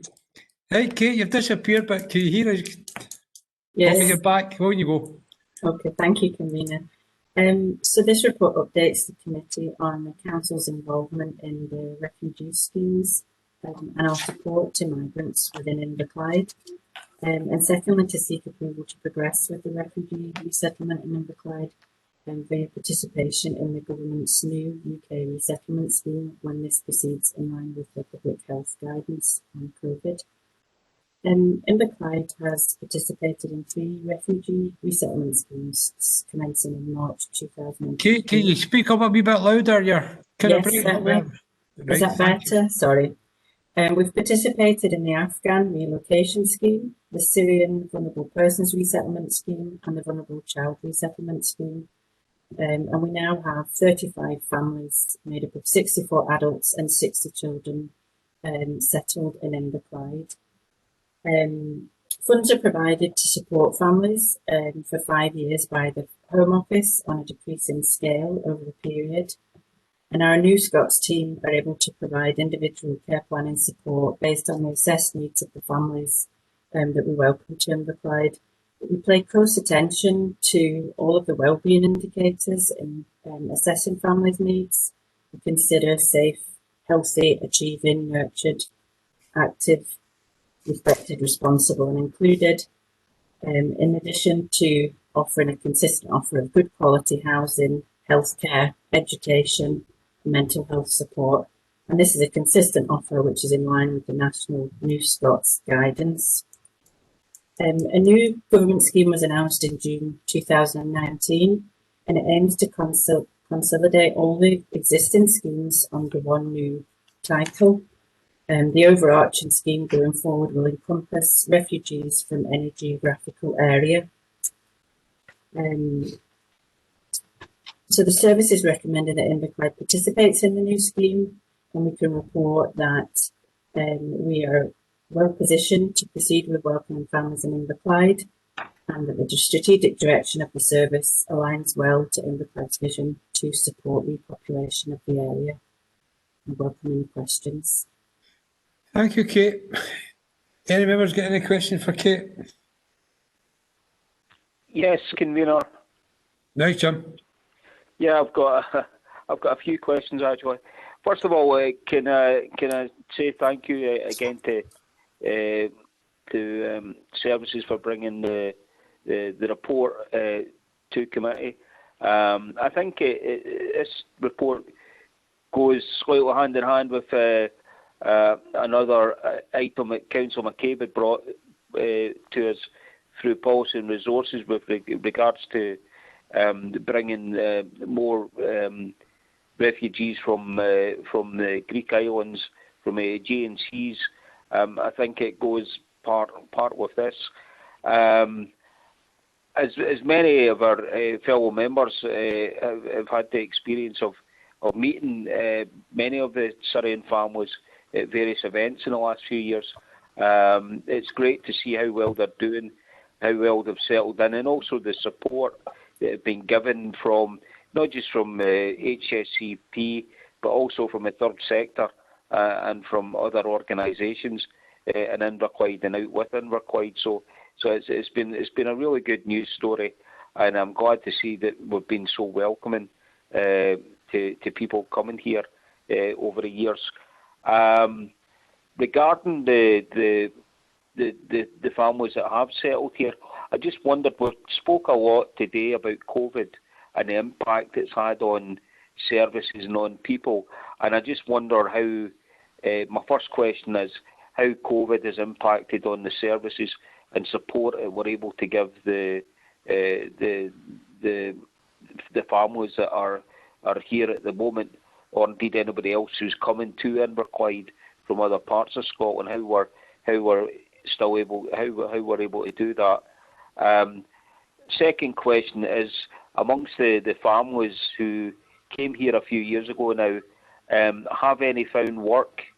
And if they have found work, how many are we talking about? My third question is, not just about the Syrian families, but obviously about it was in the report. It talks about people from the are people from the EU. So how the withdrawal from the UK from the EU, what sort of effect that's having on the numbers of EU citizens that we've got that are living in Inverclyde? Do we know how many people we've got from the EU who are living in Inverclyde? And are we aware of there's been many people leaving because of Brexit so far? Are we aware of any of that information? And my last question is regarding 4.9 on page 122, and it's regarding the new UK resettlement scheme, and it talks about taking in 5,000 refugees a year, which isn't really that many when you compare the likes of Germany with taking in 1 million people. But if it is 5,000 refugees a year into UK, what sort of number would that be for Inverclyde? Is there a formula around that? How do we arrive at numbers of people from that 5,000 who would come here? Or is there some sort of system where we ask for a number, or are we allocated a number? Okay, thanks. Right, Kate, did you get that? I did. Sharon's putting her hand up. Sharon, do you want to say something? Yeah, if you don't mind, Councillor MacLeod, I'm going to start the answers, and if there's any gaps, Kate can come in and fill in that. In terms of the provision of service, the service to the New Scots is in line with the overall position within the HSCP. At the onset of the pandemic, there was an initial pause. We regrouped, we recovered, and we began and are continuing to step up service much in the same way as other services. There was nothing unique about the refugee service that was different in any way. As far as the work element and the numbers of individuals who have been resettled, I don't know the answer, so Kate may be able to come in respect to that. If she's indicating she doesn't know the answer, we'll find that information out for you and get a specific reply in respect of that. The numbers, both in terms of EU, of any resettled individuals, is not a prescribed number, and we have a measure of control over the numbers that of people that would be resettled in Inverclyde, and part of that is managed. Part of the way that we manage that has been and will continue to be through our multi-agency grouping, and that very much depends on our capacity to absorb and to offer and to make an appropriate offer. And if I use the example of the right school and the right housing being available for the families that are coming through, there is families that are basically put forward for people to seek an offer for, and we scan that, I get involved in it, and we make specific offers. So there is not a prescribed number for us here in Inverclyde, if that answers your questions, Councillor MacLeod. Kate, is there anything you would like to add? No, I think you covered that well, Sharon, thank you. Yeah, can I just say thanks for that answer, and I think it's very, I meant to say earlier, it's very encouraging to see there's actually more New Scots from other parts of Scotland want to come to Inverclyde to settle here because of the help and support that existing New Scots are already getting in Inverclyde. So I mean, I think that's a very good, positive message, and I think it's good. It was good to read that. I think going back to, I'm not sure that you answered the question about EU citizens. If you know how many are in Inverclyde, and any effect that Brexit's had, and are we aware of numbers leaving Inverclyde since earlier this year, since the UK left the EU?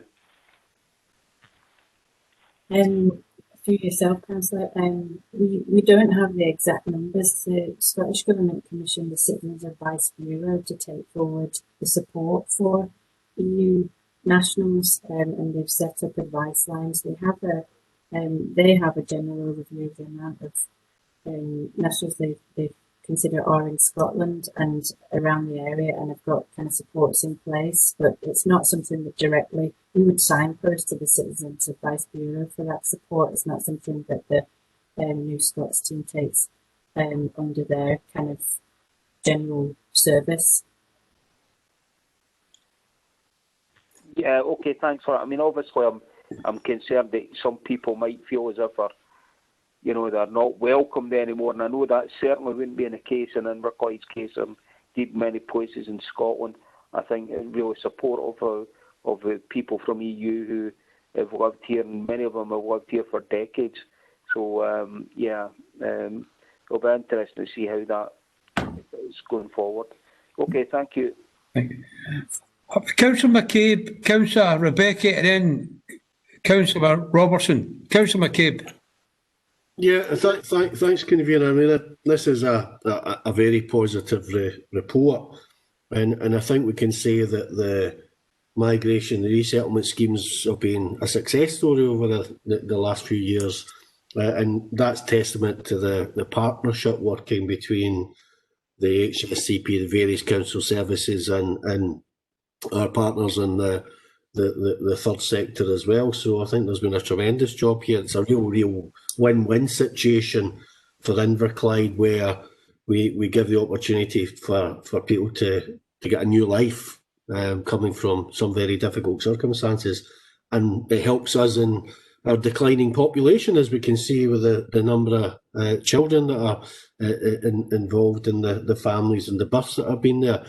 I mean, I think if we're being honest, there has been in the past, and even I've saw it in social media recently when I put my motion up to the council and it was reported in the local paper. There are people who think that basically we should be looking after our own, and that the refugees coming into the area get the best of the housing, etc., etc. But that happens anywhere. You just need to deal with that. I think overall it's been a very positive thing, and I think it is important we continue to participate in these schemes. So I suppose my question would be in terms of the likely sort of timescales when we potentially might see more refugees coming to Inverclyde. And I understand the process that Sharon had alluded to, but my motion was put up was obviously in the back of the fact that we've got a refugee crisis going on both in the Aegean, and we're obviously seeing migrants try to cross the English Channel as well, and discussions about putting people on islands and boats and things like that. So it's just to get an understanding of the sort of timescale that we might actually see more people coming to Inverclyde.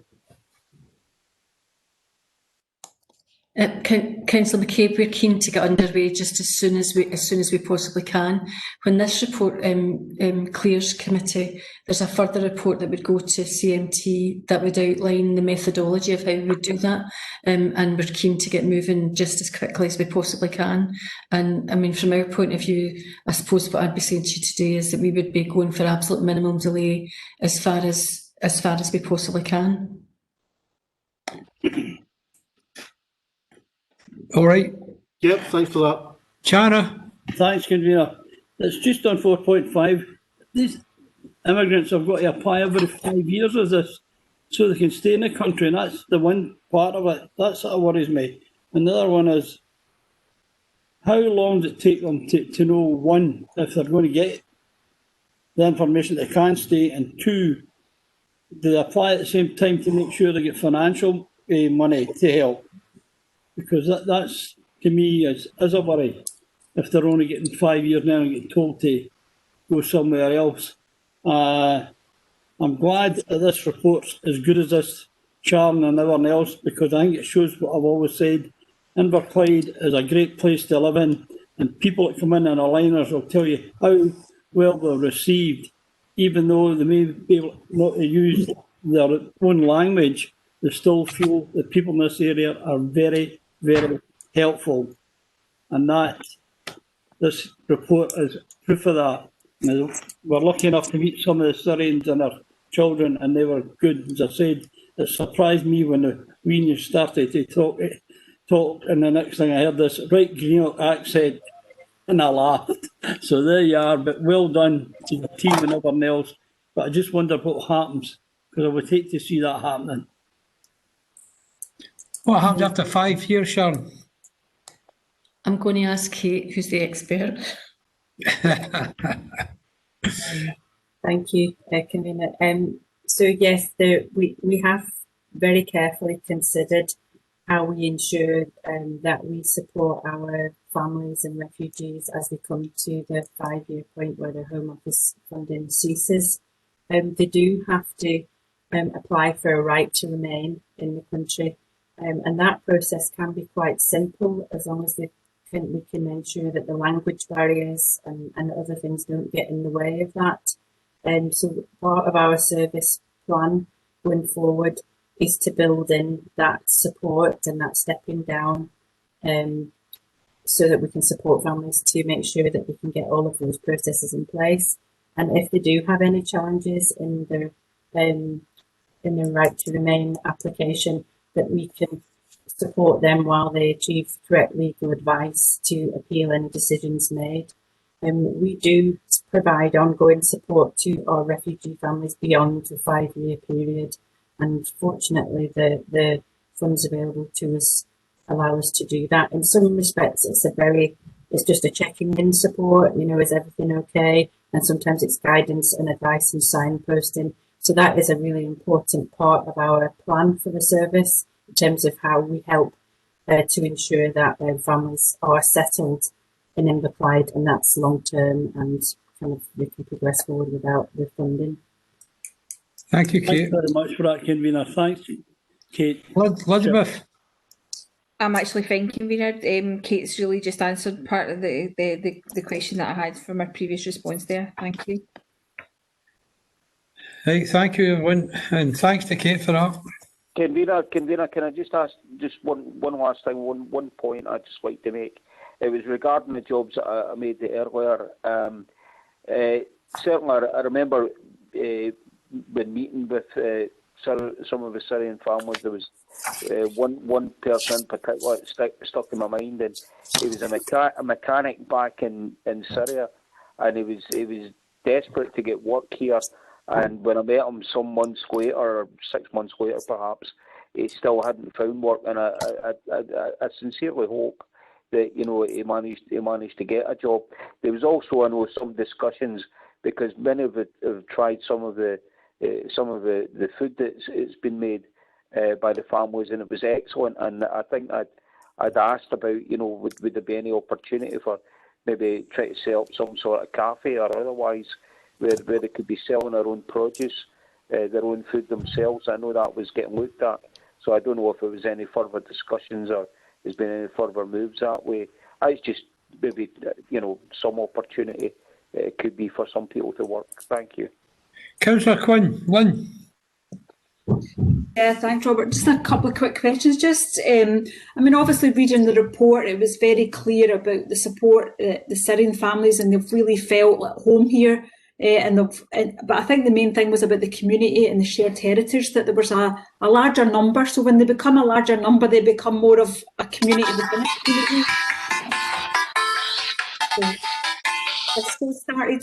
So, is that your dinner ready? Yeah, I wish it was. The king star for me. So I would just talk about the Syrians. Obviously, they've found home because of the numbers have increased, and it's about sharing that community and the shared heritage, which has come out is quite important to them, to still hang on to their heritage and shared heritage. So, in just terms of the future scheme, is there a way for us to identify families, i.e., that obviously Syrian families, because we already have that community here, would it would be more of a success to bring them there to be part of that wider community, rather maybe the Afghan refugees who couldn't really settle for valid reasons. So it was just to kind of explore that. And also just a quick question on how, great support and obviously third sector support. We've already seen that, and we've mentioned today about the number of things that we'll be getting involved in and seeing the Syrian families there.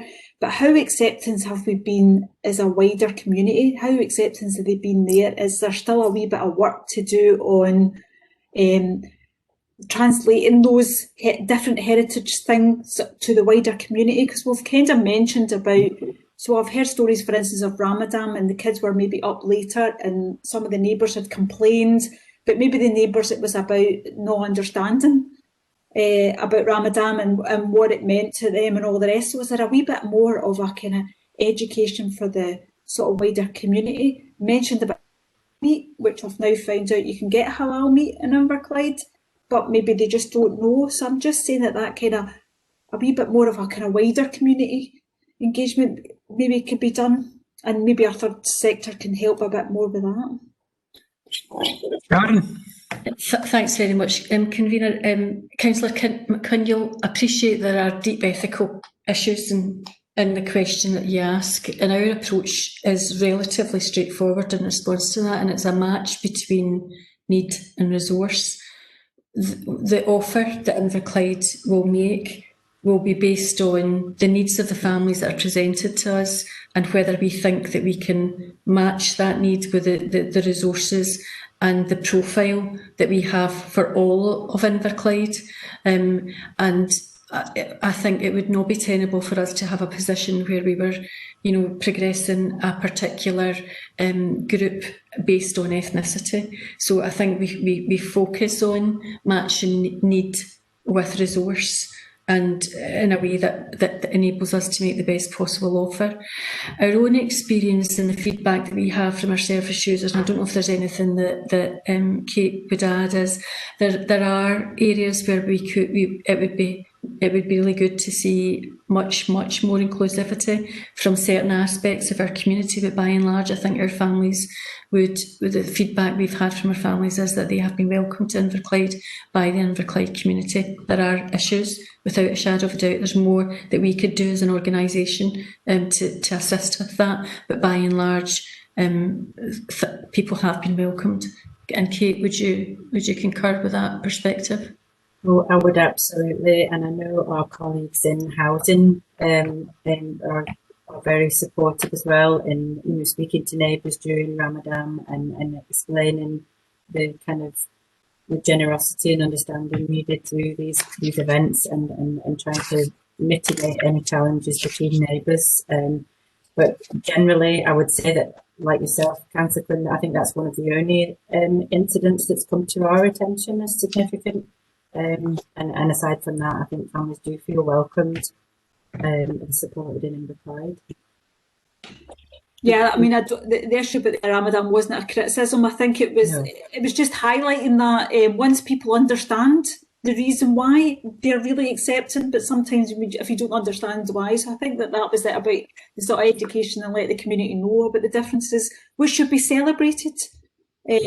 Really, and thanks, Sharon, for the point about you choosing, but I was just saying that actually having that large community is a positive. It's just how we sell that positive, that we have that, and folk wouldn't have a worry if they were coming because they've already got a community there. It supports them and with their culture and their heritage.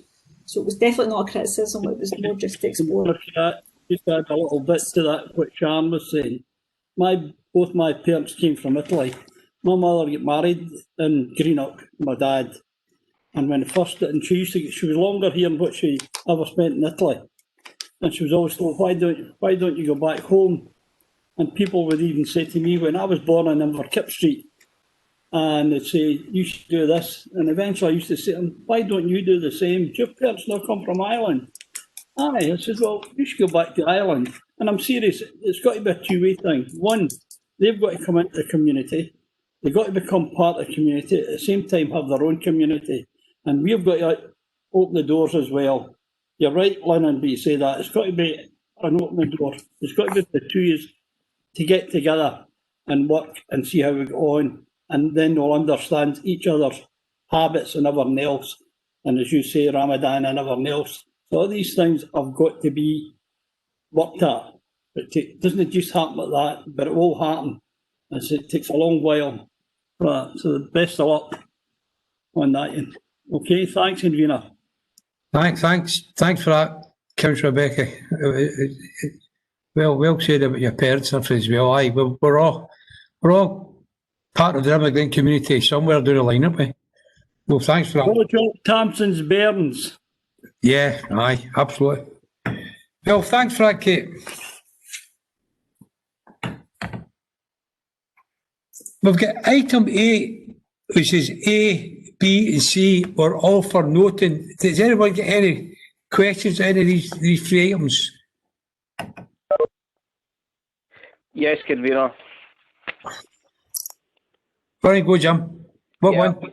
It's on item A, and required wellbeing service. I'm glad to see that there's another service starting up that can certainly help young people. I think even more so at this time. I know it's early days. The new service only began in the 1st of September, but I just wondered, and I know there'll be further reports in the future, but I just wondered how the service how it's been going over the last 2 months. Also, my second question would be, how do people engage? Is it through referral? Is it through schools? How do people engage with a new service?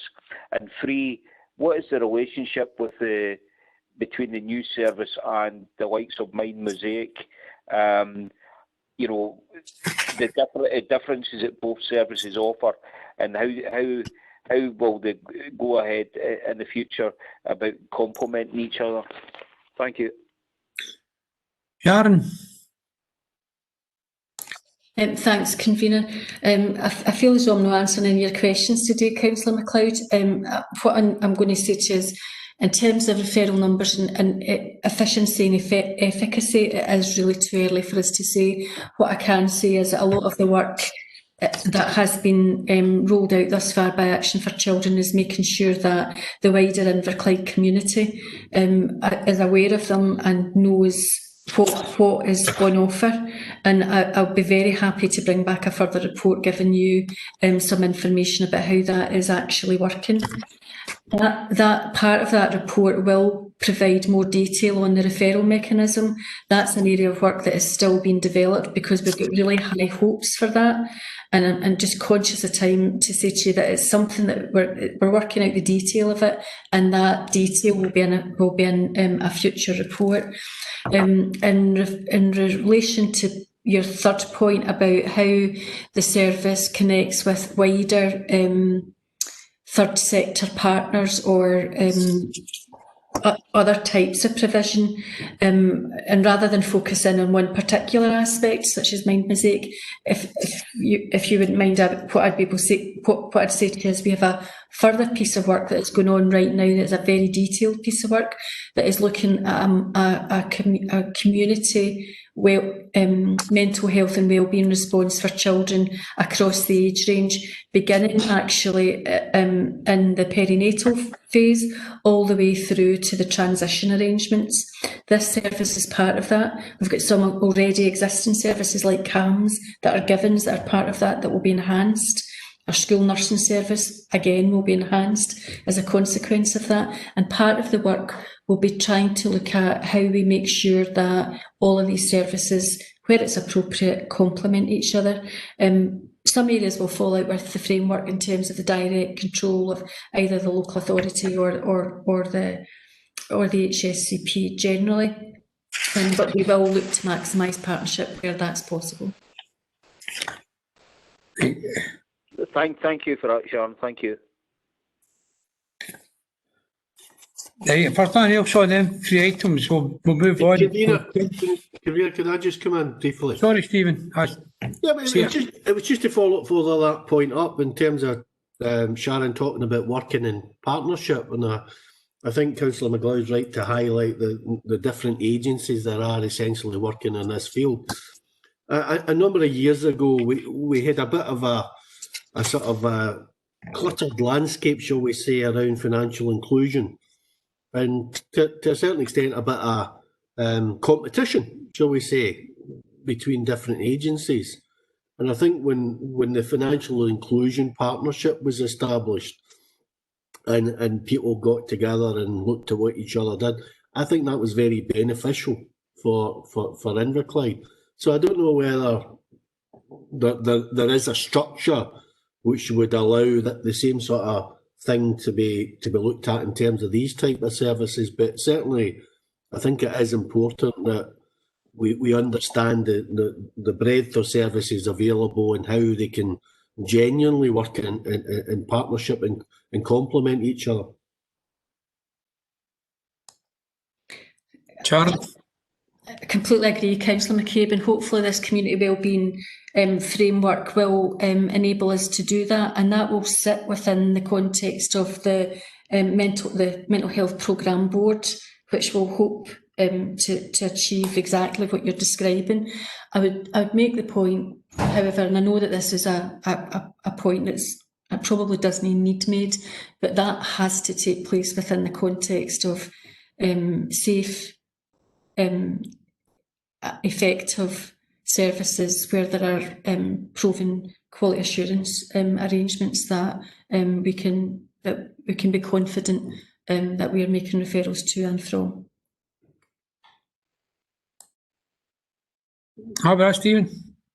Yep, fine with that response. Thanks, Convener. Right. I'm going to move the resolution. We're going into a private session. So any member of the public, please leave. Convener, there are no public and press present at the meeting today, so certainly no press here.